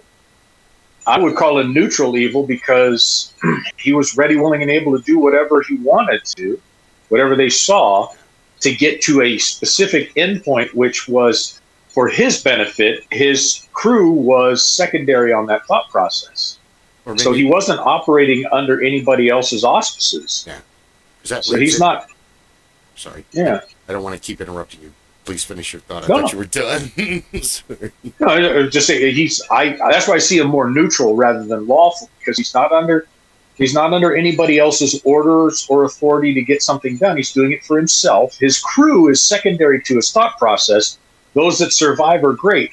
To your point about his brother had a little more position, but again, he was willing to sacrifice anyone and everyone in that structure and ready to destroy the building to escape, kill everybody. I would call him neutral evil because he's willing to kill anybody and everybody and do whatever it took to get to his end point. But it's not chaotic in that he wasn't just going willy-nilly nuts. Had he been chaotic evil, he would have just killed everybody in the building and taken what he wanted and left. Yeah. I might be Instead wrong. of sorry. Go ahead. So that's why I think I would classify him neutral at this point based on that instead of lawful. Neutral evil. I might be confusing Klaus and the third movie with Jeremy Irons, where Jeremy Irons is in fact his brother and comes back for revenge, which would make him. I mean, Klaus was just, might have been his chief henchman. It was his. I think it was his right hand man, his chief henchman. But it still pissed him off enough to go kind of sideways from the strategy. Yep. So, Gruber, lawful evil. Neutral I don't evil. know. I'd say neutral evil. Neutral evil. Oh, okay. Oh, let me change this. Hans I Gruber, kind of agree. Now, the greatest New Year's Eve dropping ball ever. Hans Gruber. so Die Hard 3, he's a Gruber too. But he was more chaotic. Well, Die would Hard he 2, be chaotic? we're gonna ignore. The other brother, would he be chaotic evil because he had single-minded, was going to destroy anyone and everyone to get to his end goal, Simon. which was to kill Bruce Willis. Yeah, but he Would was that setting be up chaotic? bombs indiscriminately in the city. Yeah. So, well, Simon becomes the Simon Says game, which is psychotic in its own right. So that is kind of chaotic evil. Yeah. Simon is definitely more chaotic. Detective and the Good Samaritan will go do this. What the fuck? Samuel Jackson was just being a good person. Now he's involved in all this bullshit with this guy with a sandwich sign and a gun. And with Simon, I'm torn between chaotic neutral and chaotic evil. I'd say that the bombs make it chaotic evil. Yeah, just the wanton abandon, the reckless abandon. The reckless abandon. To just destroy anybody else to get to where I want to be. That I see as just chaotic evil. I'm willing to think about it this way. I'm willing to strap dynamite to this puppy, send the puppy into the children's restroom, and blow everybody up just because I'm hoping that I can get to Bruce Willis over here while that's happening. Speaking of explosives, I'm chaotic evil. Speaking of explosives and wild animals, Walter White, Breaking Bad. Ooh. I have not watched the series, but I understand a little bit about Walter White. I'm going to say he started off lawful neutral. Yeah, he had to do something, so he used maybe not even lawful because he knew what he was doing was violating the law. And I think he started off neutral with maybe a tinge of chaotic, but you play with the devil and you're going to burn sooner or later. And, throughout the evolution of the show and his character, though, I would say was lawful only because by virtue of the fact that he was responding to a set of rules and he was responding to control by another as he went along, as he was a Salamanca or whatever the other gentleman. Salamanca. So he was responding to the rules. He was operating under that. I would say that he walked the line between neutral and evil. Only because as he got deeper, like you had said, Rob, as he got deeper, it got darker. And he took on that persona. So he's the ultimate nature versus nurture explanation. Yeah. He started out, but he learned a lot of things and carried over. I would say that Walter White is lawful evil from early on.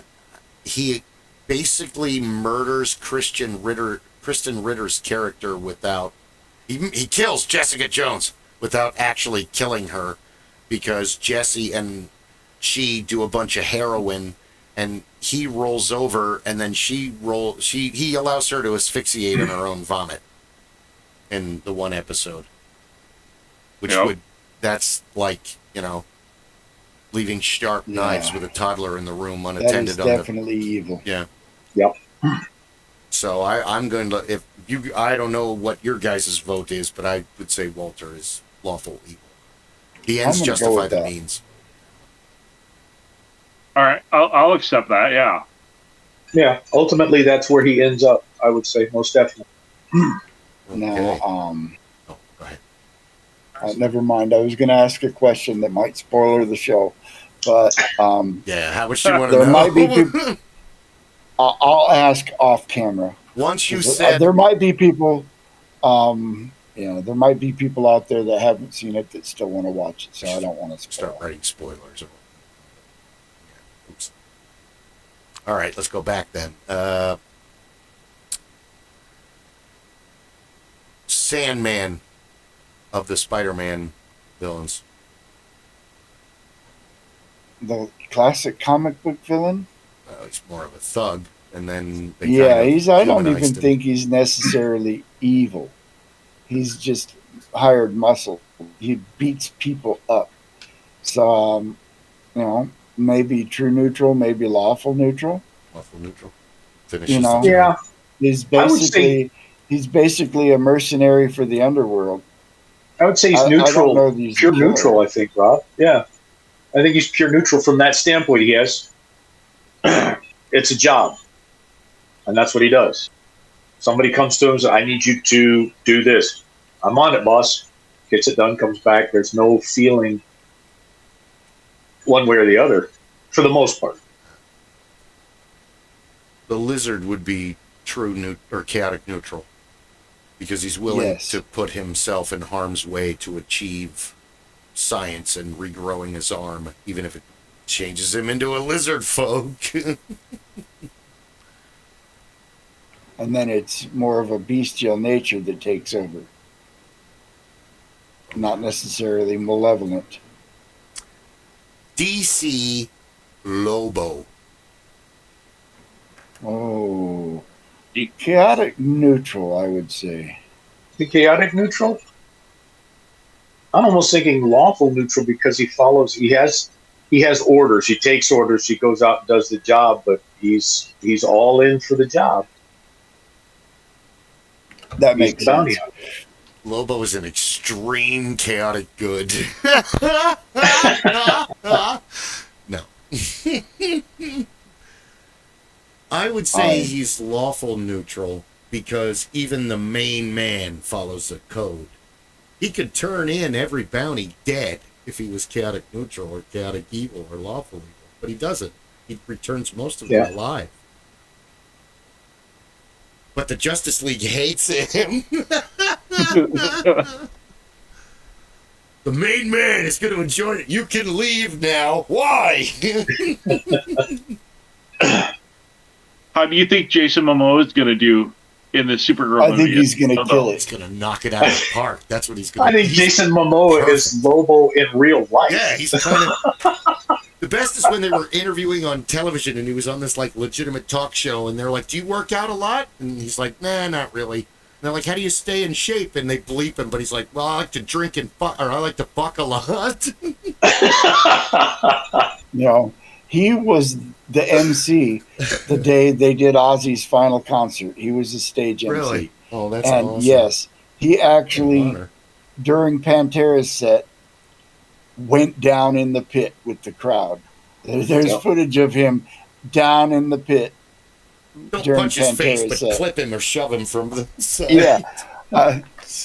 Dude's like 9 feet tall. Yeah, I see. I love that. Yeah, he's an honor to get knocked over by him in a pit. If he punches you in your face, you're like, "Thanks, bro." I love that. Will you sign my broken nose? Give me a black eye so I have a better story. The best is that picture meme of him, and he's got 3 bodyguards with him. And the quote is that's awesome that you have to fight the little mini Momoas before you can fight the main Momoa. You have to fight to get to the boss. Has anybody here seen the Minecraft movie? No. Not yet. Seen that one, no. Not yet. No. He is in that. Oh, and awesome. It was ridiculously hilarious. It was, it was good, but it was a Minecraft movie, so it was only so good. But Jack Black is Jack Black in every movie. He's just, you love him or you don't, but he is who he is. But Jason Momoa plays this guy who, when he was in his teens, he won like a national video game contest. He was like the national champion. And that was the last great thing he ever did. And so now he works in a dilapidated, electronics store or something like that, memorabilia store. He's a total loser. Well, it's like, I saw a clip from an interview with Dave Bautista, and Jason Momoa was there. They were on a red carpet somewhere, Oh, and they were asking Batista about it. And Momoa's in the background screaming and hollering and just, throwing epithets at Batista. Being himself. And Dave looks at the camera and he goes, "Yeah, he's a lot like that annoying little brother, and I wouldn't have it any other way." Yeah. And they both go at each other for a second. I thought, that is exactly what I would expect. You're not surprised at all. You know that one picture where they're talking to Henry Cavill, and they're asking him questions, and he's like crouched, like hunting him like a jungle cat. And Henry has like no idea. He's like, "Yeah, the Superman." Ah! Oh, hey, Jason.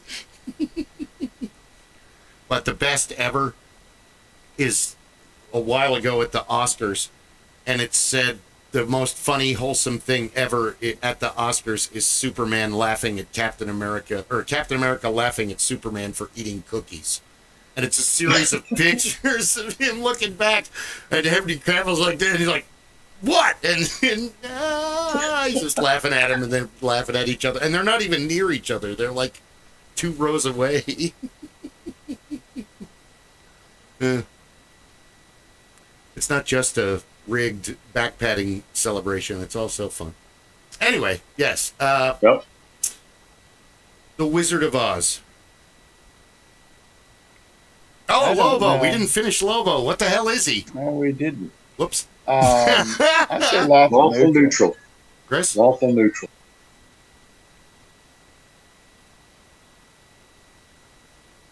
Yeah. Kris? I agree. Okay, Neutral. thank you. We're on to others. We only got so much time. Oh, we got plenty of time. We got 40 some minutes. The Wizard. The Wizard's not in.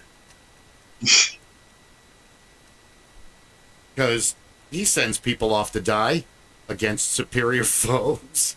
I would say that the Wizard of Oz is lawful neutral. He's very, cut off. He's living a lie. So he's maintaining a lie, but I would say he lives in the neutral, pure neutral, but he leans towards lawful neutral because he does have some rules, some standards. But for the most part, like you guys have said, he's living and maintaining that lie, and he's trudging through and not as caught up in everything else that's going on. Yeah, do me a favor, go kill the wicked witch. I need a broom. Yeah, it's gonna look great on my I need wall. somebody needs to sweep this goddamn golden highway, and she's got the only broom that's worth a shit. So go get it, would you? It's also a blower and a weed whacker. It's wonderful. That's right. Lawn blow. All in one. I agree with lawful neutral. Yeah, I think he's living neutral, leaning towards lawful neutral. So, all right, let's go off on a different tangent. Oh, okay. You guys Norman seem to agree. Bates. Oh, hey, play something. Ooh. Okay, next one. Norman Bates. Ooh. Oh. Norman I'm Bates, leaning lawful evil. Yeah. Definitely. Like to play the games. Lawful evil, yeah. Kris? Definitely into his own psychosis big time. Mother wouldn't approve. Mother wouldn't approve, something like that. He's another Dean-inspired lunatic. Yep. Zodiac. Now, what about Leatherface? Ooh, Leatherface next. Zodiac first. Ooh. Oh, They never caught Zodiac, and there was a time when people were convinced Ted Kaczynski was Zodiac, that serial killers evolved to, pipe bombs and killing group people. And we're taking the scale of evil that I forced you to watch last night, and we're applying. We're also applying alignment to. I've been keeping a list this time on Twitch of superheroes and movie villains that will just jump on Discord. You don't have to read over my back. What are you doing? Zodiac plans.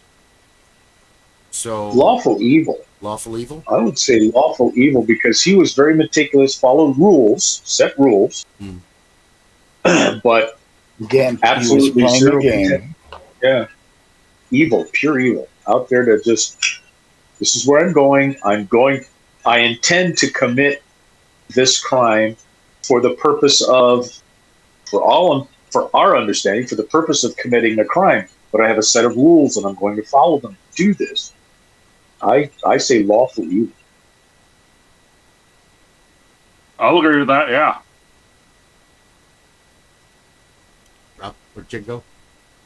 Yes. Lawful evil. Lawful evil, absolutely. Zodiac. No one is safe in the area. What does it mean this time? Leatherface. It wasn't me this time. Ooh. Leatherface. Leatherface is evil, but is he pure evil? Because he follows rules given to him by the family. Would he be lawful evil as well? I don't know that. I don't know that would necessarily be lawful. He follows. I think Leatherface would be lower on the order. You know, a lot like Ed Gein again, in that he's a psychotic. You know, he's out of his fucking he's mind. Delusional. He's absolutely delusional. The only reason I can't see him chaotic evil is because he didn't turn on the family. You know what I mean? And that chaotic evil, I would think he's the most powerful of the family. He would have turned on. If they threatened him, he would turn on them. He has a if he was chaotic evil. I mean, if you watch all the original movies, he has a weird position in the family, if you think about it. To an outsider, he is this terrifying, powerful force that just makes horrible noises and never talks to you. But in the family, he kind of vacillates back and forth between whipping bitch and Mr. Fetchit, but also kind of the Punisher from The Old Man. He's the redheaded stepchild. I mean, you know, he's, like you said, go do this, get this done, take care of these things. We're going to beat you until you do what we want you to do. You think he is the way he is because of the abuse he suffered at the hands of malevolent people, and he takes it out on his victims, because I think he responds to his family out of fear as much as loyalty. Which would make him chaotic. I would put him at chaotic. Okay. And so, the fear is the only thing that keeps him in line, as opposed to lawful, which is being. Honestly, he really shouldn't fear any of his family, but, you know, he's a serial killer, so he's not rational.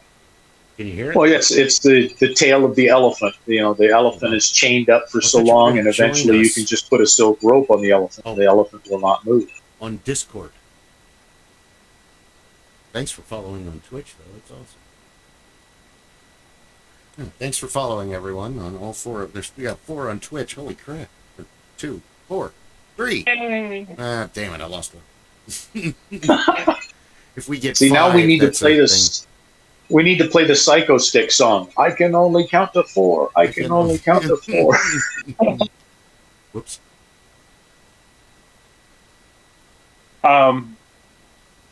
Would this, like, the scale that we're doing, is it only for individuals, or can we do a group of people together? I haven't really thought about applying it to a group. If you apply it to a group, you go through what Dr. Stone was talking about, where you the mob mentality is different than the individual mentality, because the mob, and the scale really doesn't apply. It not to a group, only to the individual. And so I was thinking, because it's Jim Jones. Oh, go ahead. You can apply an alignment to a group. Okay. Captain Spaulding, Baby, and this. Okay. Neutral evil. Neutral evil for all 3 of them? Spaulding is more ego-driven, and he's also not as willing to throw himself into danger, but he has the psychotic. I don't know. I would say Baby is chaotic evil. Otis is probably chaotic evil, but I would say Spaulding would probably be lawful evil. I better write all this down. Did it work? Oh, no. That's pretty damn good, Bill. Thank you. I guess. Sorry, Clay. We'll figure it out. Oh, so Captain Spaulding. Thank you, Kris. You're welcome, sir. The African explorer. Did someone call me Schnorr? Because that's an oddball group.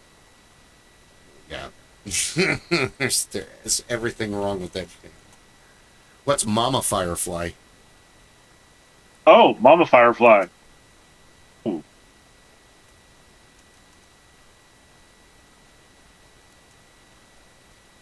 She really only cared about herself. Pretty much. You know, that's, you know, self-preservation only is definitely a chaotic thing. Yeah. Because she only cared about her books. Yeah. And her memories in the scrapbook. Where Grandpa only cares about sex. But all of his jokes are about sex and all of the, you know. Like Tiny does what he's told. He's on the level of Leatherface. So that makes them all chaotic evil. Because they function. All right, I'm going to throw us in a different direction real quick because this popped into my head. So this will give all of our viewers and listeners an idea of how far-flung and screwed up my head is. All right. Abby and Martha Brewster. Arsenic and Old Lace. Yeah. Oh, wow. The Brewster sisters. Yeah, Lawful evil. I remember this movie.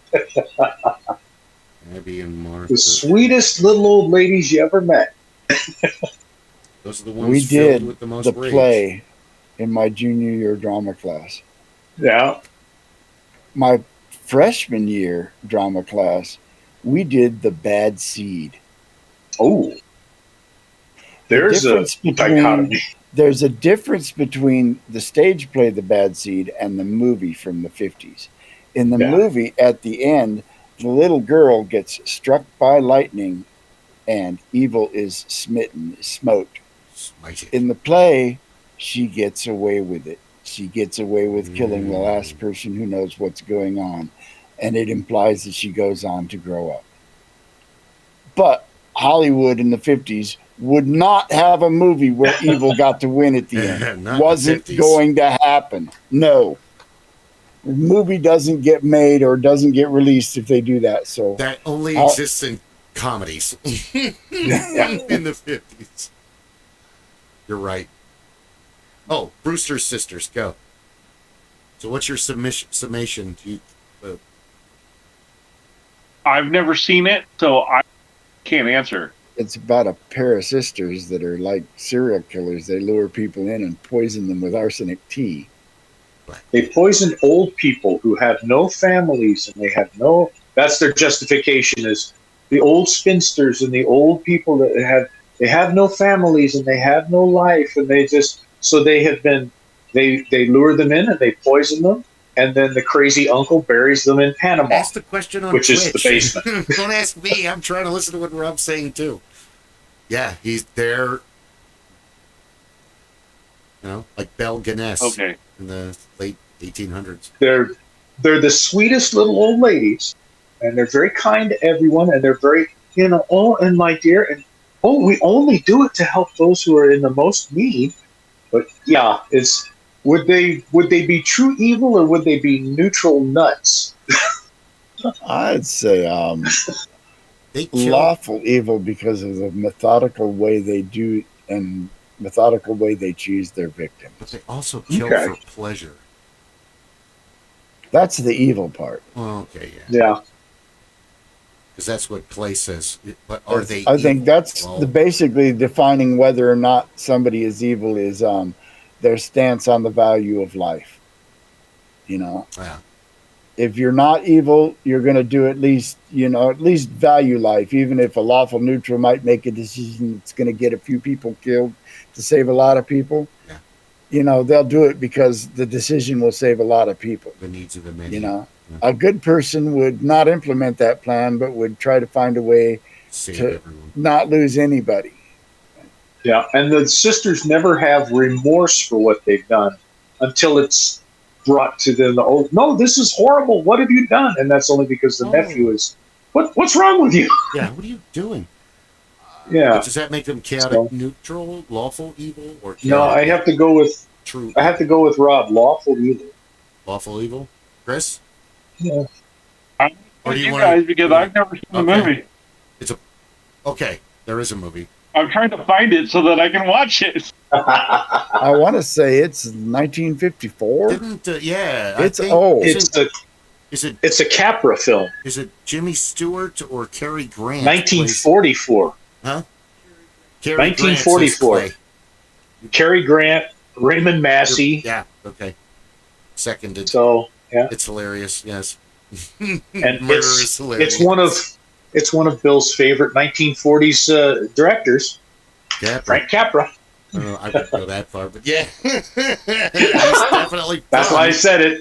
Yeah, he's definitely fun. Uh, Hey, my hat's off to him because he tried to make his own movie studio in, the heart of Hollywood, and he got some A-list actors out of that. So there you go.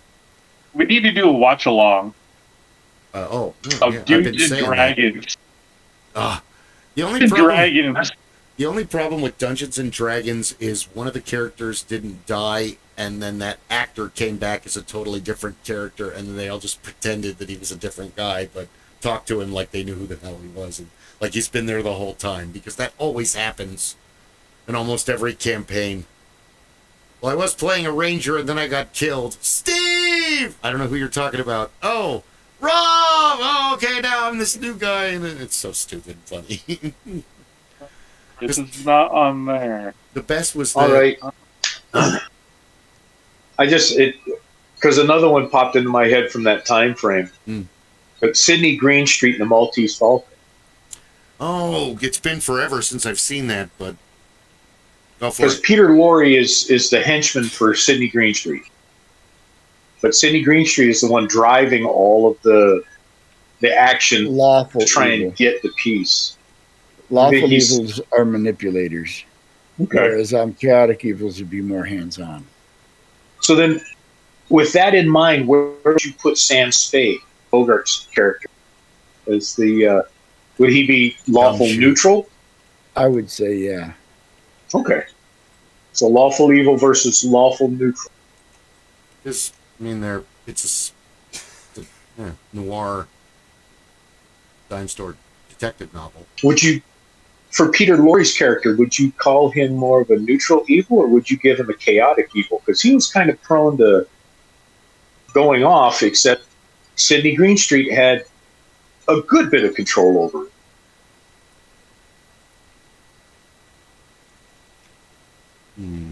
Chaotic neutral. Because he's out for himself. You think chaotic neutral? I would concur. Okay. And yes, ladies and gentlemen, I am the graybeard beast, so my mind goes way back for things like this. Joel Cairo is Peter Lorre's name. I'm going to write that down. I wanted to get the name. Joel Cairo. Joel Cairo. Help me, Sam. You don't understand what you're doing to me. Yeah, I love Peter Lorre. He's like the best.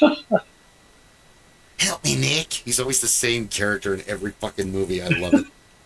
But that's all of his. He's out for himself. He doesn't give a shit about anybody else. He plays, just deplorable. Joel is deplorable. The character he plays in Casablanca is deplorable. He's this solo act his entire life. He never relies on other people because they're untrustworthy. They're unpredictable. Good people are going to do good things, and evil people are going to get in your way. It's the same thing as Smeagol and Gollum. Go for it. Because Smeagol ain't that good, and Gollum is 100 times worse. Now, Gollum, I would say, is chaotic evil. Smeagol, neutral evil at best. Yeah, neutral evil because, well, and we don't know how much of that was the ring talking, because I really think that the ring, Deagle picked up the ring, and the ring, and for the same reason the ring didn't work on Sam, and we can go into that a little bit. But Deagle didn't want. He didn't have desires. He didn't have ambitions. He didn't reach. When anybody touches the ring, they get a vision of the power that it could become. When Sam touched the ring, he imagined tending an infinite garden. The ring immediately knew this is somebody who doesn't want anything I can manipulate.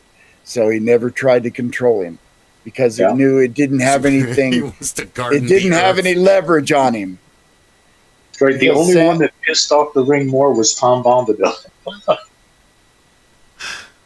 Happy, jumpy, jump, dance. And they walk. Troloy, whatever he says. He's nuts. He's an insane I like that, alien. Rob. Go ahead. Well, I was going to say, I like that, Rob.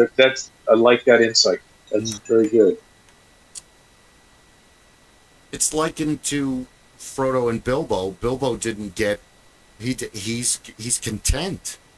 Being a burglar and going with the dwarves was an adventure. He wasn't after reclaiming Hobbits don't have ambitions like that. Well, not many of them. There were a few. There was Bullroarer, but they said Smeagol and Deagle weren't actually hobbits. They were hobbit adjacent. They were hobbit kin. Fair enough. Or another offshoot of hobbit. He never verified that they were actual hobbits. Well, how many versions of hobbits are there in the original Dungeons and Dragons? There's stouts, there's tall men, there's harefoots, there's several species of halflings. They got sued for calling them hobbits and couldn't do that anymore. Yeah, they did. So they differentiated. But what became subspecies of halflings were the various clans of hobbits. Right, yeah, because Tolkien had called out many different clans and had given them different traits, characteristics and traits. Yeah, right. They didn't all look the same, and you could sometimes tell who a hobbit was related to by what he looked like. You've got the proud feet, foot hair that's curly and red or whatever, and you're tall like the brandy bucks or whatever.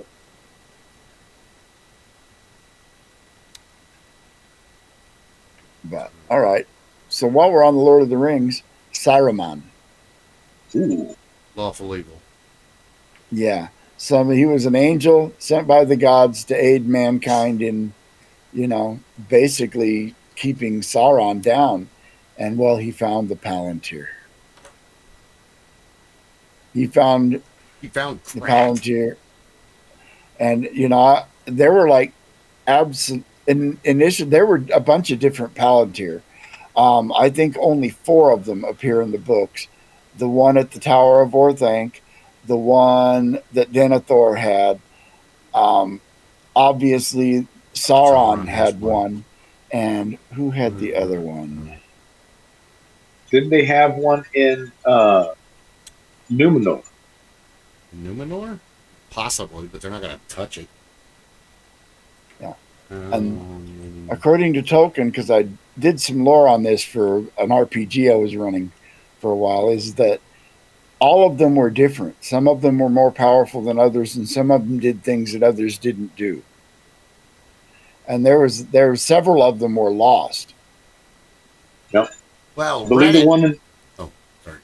I was going to say, I believe the one in Numenor was lost when the land sank, and that was how Sauron had gotten to the Numenorians, was through that. That was kind of his in when he showed up. That was one of the ones that went away. But yeah, you've got a little more insight into that than I remember from all of that, Rob. According to Reddit, which we know is never wrong, I like this whoever this is. I like their name on Reddit. person using a computer. There are 7. They were never meant for Sauron. Originally, they were made by Fëanor, greatest of the elf smiths, Aragorn's distant ancestor. High King Eldil founded the kingdoms of the armor in Gondor. Okay, one stone was kept in the White Tower west of the Shire, for the guardianship of the Grey Havens. The second largest is a stone placed at the watchtower of Amansul, atop a hill as Weathertop. One was kept in, whoa, here we go, A-N-N-U with a on it, and M-I-N-S, Anuminous? Anuminous. Sorry, yes. Thank you. That's a place. When Atherdane eventually fell to the Witch King armies. King Arvindui attempted to flee with the ship with his stone of Amansul, but the ship sank in the northern ice, and both stones were lost to the ocean. The largest and most powerful one is in Osgiliath, which eventually we know what happened to that one. One stone was kept in the Gondor fortress of Minas Ithil. One stone was kept in the Gondorian fortress of Orthanc. One was kept in the Gondorian fortress of Minas Anor. That's all 7. Okay. I could never ingest that much Tolkien. I would leave that up to Gabe and Mike Robinson and Jingo. Yeah, I can't. I only know because I was writing an adventure in Middle Earth, and it involved one of the Palantir, and so I did some research on the Palantir. It's a lot. It's a lot to take in. You need to get Stephen Colbert on to talk about that.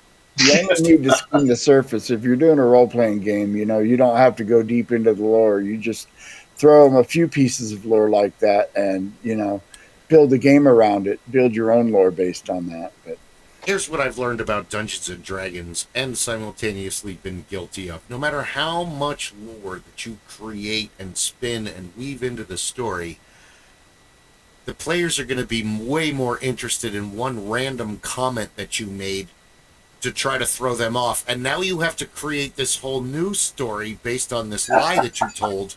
Oh, yes. That's RPGs. You got to think on your feet, because it's going to move you in a direction you don't want. Because the one thing you didn't think of is the one they're going to come up with. I was running a game one night, and they found a secret dumbwaiter. And so the thief crawled into the dumbwaiter and rode it to the top. And I said, when it gets to the top, it stops with a click. They obsessed over the fact that I said it stops with a click, and spent 2 hours wondering what that click meant. Wouldn't get out of the dumbwaiter, wouldn't move the dumbwaiter, because we're having to use the messenger spell back and forth because the rogue was trapped in the dumbwaiter and was afraid that he had triggered a trap that was going to go off if the dumbwaiter moved again or if he got out of it. That makes perfect There was none of that. sense to me. I was just describing, mood. It gets to the top and it stops with a click. He said click. We've set off a trap. And then there's Claymore in here. It's that scene of Mystery Men when they first get onto Casanova Frankenstein's, and all of a sudden they hear a hiss, and they start naming off all the shit it could be, but it's just the sprinklers for the lawn, and then they get all wet. It's hydro. It's this kind of gas. We're going to explode. Don't move. Oh, as they start getting hit in the face with water. Go.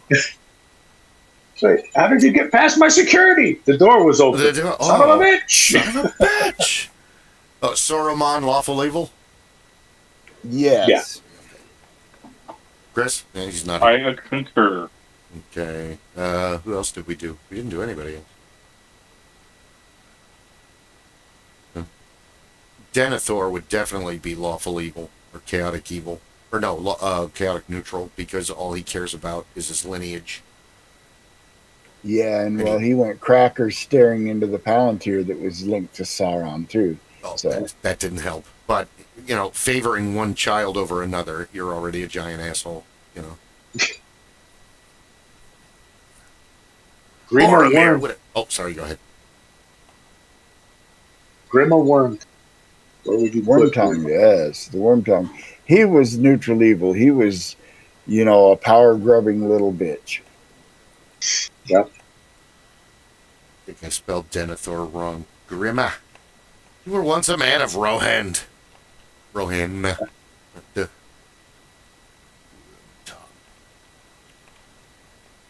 So what do we say Grima is? I'd say neutral evil. Neutral evil. Neutral evil. Yeah, he's an opportunistic sycophant, parasite. Self-serving little, so-and-so. Because when they went for the scouring of the Shire, he was the same punky little a-hole. Yeah, I'm sorry that they didn't portray that in the films. I think they could have done a beautiful job doing it. I understand I didn't think it was necessary. The film, the main story resolved. Yeah. That almost, at the end of The Lord of the Rings, I almost felt like that was, like a little extra. Here's a little, mini novella about what happened with Sam after the events. Let me tie things up and give you another good feel-good story about the future for the Shire. So just how far Saruman has fallen. And I think it was also so Tolkien could show that, if the hobbits hadn't acted to destroy the ring, evil was going to get to the Shire anyway. That, and Tolkien really was into the horrors of World War I and letting the public know, and he did a fantastic job. And that's what the Uruk-hai represent, their industry and tanks and super automatic weapons and warfare, chemical warfare, biological warfare. An army just designed to destroy and consume. There's no bartering with it. There's no negotiations. Oh. Thulsa Doom. Ooh. Because the Thulsa Doom, from what I understand from the Robert Howard stories, is quite different from the James Earl Jones character. Well, Thulsa Doom only appeared in one story. Conan did not have recurring characters. They were serialized stories, and each one was self-contained, and they weren't necessarily linear in story-wise. One story would come out in the magazine of Conan as a young man, and the next one would be Conan, King of Aquilonia, the old man. There's a lot of different... Wear the troubled brow, yes, of the jeweled crown of Aquilonia. And I don't think any... some of it has been cobbled together to almost novel length, but really it was a lot like early Heinlein stuff and a lot of the other sci-fi writers, in that they wrote serialized fiction for magazines. This is the daydream I had. Check it out, guys. And so, I believe Thulsa Doom appeared in one of the stories. I mean, it's been a long time now. I'm going to have to go back and reread my Howard, just because. I can't remember who told me this, but somebody had read it, and they said that the James Earl Jones is actually more like another villain of Conan's, and Thulsa Doom was more of like a necromancer type of character. Yes, but I don't know he's how more accurate, like it's been... he's more like a villain. I believe Toth Mekri is the villain that he is more like, as an actual priest of Set. I could be wrong. It's been a few years since I reread because I do go back and reread them on a regular basis. But that and Lovecraft, because I'm just interested. Yeah. Would you like horror beyond horror? And then another horror! And then another horror! Yeah. Lovecraft is just an evil child adding horrible Christmas on to the list. And then I want this, and I want a monster with tentacles and eyeballs and mouths, and then I went... Most of his was motivated by the fact that he was an atheist, and his whole thing was, be careful about wanting to meet God. You might find out that God really doesn't give a shit about you. Yeah. Or, what you might think is God is something else actually altogether, and that, man is, there's a Ghost lyric that says the fate of man is equal to that of lice. Living as parasites and moving without eyes. Yep. Also do. And to things like Cthulhu and mankind matters not. And that was the whole gist of Lovecraft's horror, is that, there's insanely horrible shit out there, and if you ever run into it, you're probably not going to survive it. I'm saying Thulsa Doom is either chaotic neutral or lawful neutral. Lawful evil. I agree with you on that. I'd say lawful evil. He was very methodical in what he did, because Conan wouldn't give him the secret of steel, so what does he do? He sells him into slavery. Crucify him on the tree of woe. Dun, dun, dun, dun, dun, dun, dun. I listen to the soundtrack all the time. It's on my MP3 player. Sorry. Having him, raised up on the wheel of pain. That should be a game show. Yeah, it's called Torture. Yeah, it was. It was called the Spanish Inquisition. No one expects the Spanish Inquisition. Have you ever watched Japanese game shows? Takagi's Castle? Yes. I love that. I'm sure they have something that would qualify. I can Japanese win. game shows are bizarre. We will raise money to get me to Japan, and I will enter the contest where those guys sit in a giant cylinder and sweat, and they have to be the first one to fill up the cylinder. I'm the sweatiest guy I ever met, so I am bound to win. I mean, I got this in the bag. I would get full makeup on during the haunt, and then at the end of the night, they're like, "Bill, you look like a dead prostitute from the 1700s." Thanks. Dick. Appreciate that. And then I would look at the pictures later. Oh, yeah, they're kind of right. Benjamin Franklin had his way with me. Yeah. You're killing me. Stop it. That's what I do. Now and again, I'm funny. That brings to mind, you remember the commercial they had, one of the beer companies, and they had all the Vikings, and they had the beard growing contest? Yes. And all the Vikings are sitting there looking, and they're like, hey!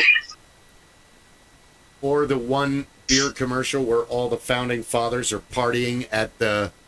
They're all acting like frat boys, but they're the founding fathers, and they're at a party on the green of the White House. No! And they, somebody shows up with the beer, and they all go crazy. Or I don't even think the White House was built when the founding fathers. It wasn't finished till after 1800.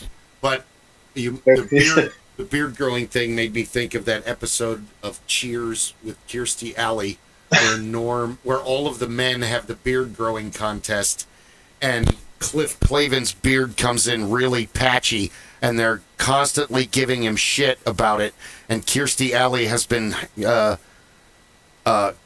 defending him all this time, and then at one point, while she's defending him, she turns and looks at him and screams, "Wolfman!" And he gets all mad at her. But one of the beard growing tests was absorbency, where Carla and Kirsty were pushing their face. They spilled beer all over the kids' bar, and then they're rubbing Norm and Woody into their faces into the bar. Okay, see how much beer their beard's soaked up.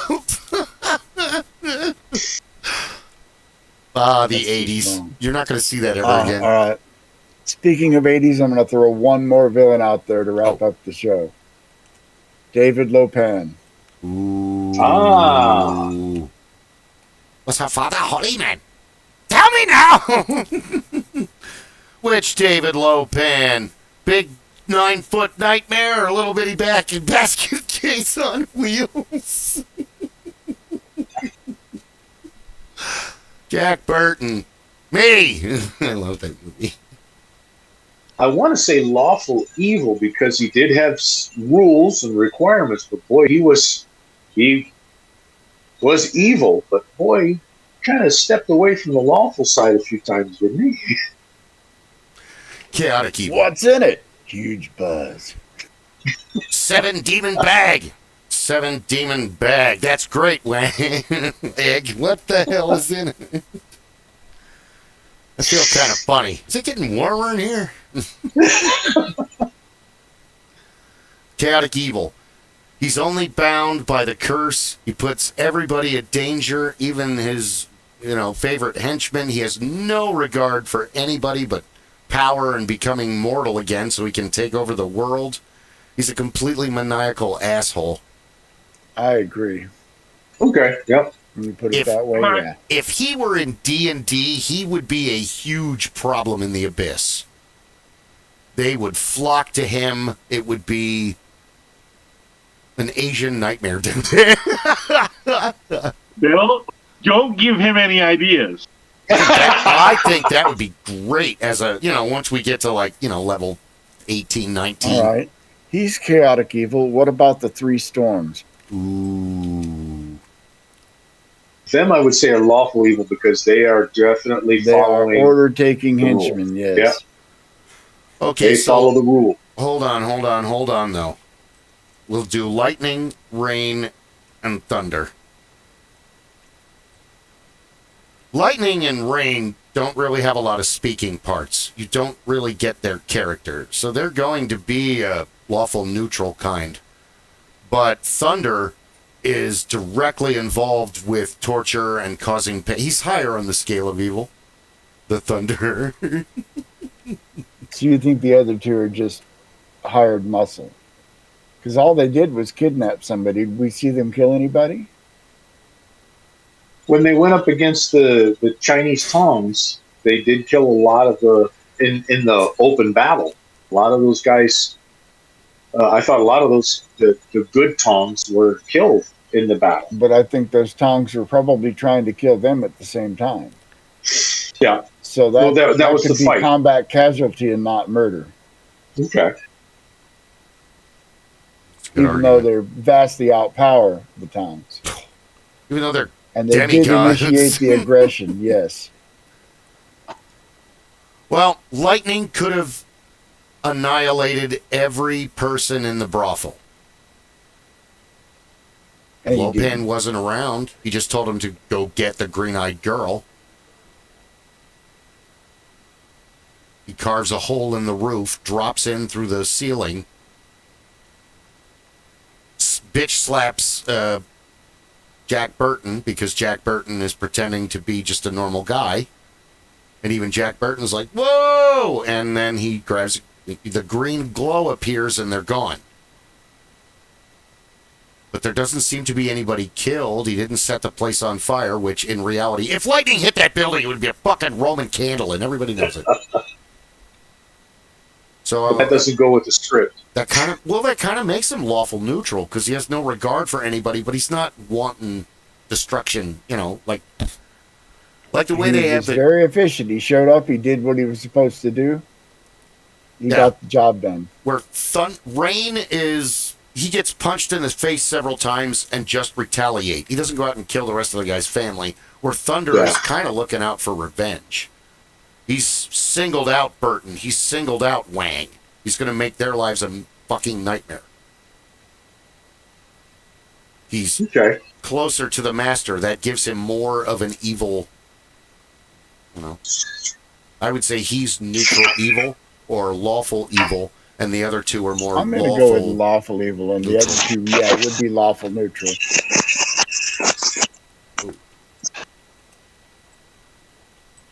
Do you two agree, gentlemen? I do. Yeah. I know you guys want to wrap it up. Boom. It was a good topic tonight. Even though we strayed all over that topic. We stayed on the topic. We kind of dropped the scale of evil because each one of these guys we could do that next week. Yeah, same guys, and now we're going to go put them on the scale of evil based on what they've done.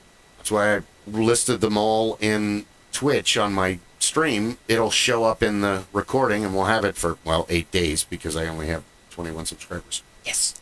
So it is. You what know, it is. you can download that video to your computer and then upload it to YouTube. Oh, I could do that. You can do that? Okay, I'll figure it out. You can do that. Oh, goddamn technology. Anyway, but yes, we are the Supreme Council of the Master Geeks Lodge. Thank you very much for tuning in for episode 58. You could have watched anybody, but you decided to watch us. We really appreciate that. We are 25 subscribers. Fuck yeah. Thank you so much, fucking A. So, I mean, it means a lot. Also, I have gotten told by the number 2 out there, Jen. Jen's hysterical.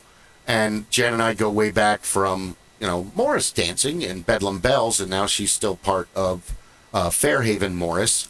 And Smashley is in charge of that, and she's going to get in touch with me. But it's like, I saw the whole group once. They danced, they were doing the horn dance, and they did it through the shop. But they don't stop and talk. They're performing. They're walking the people to the end of, the exit.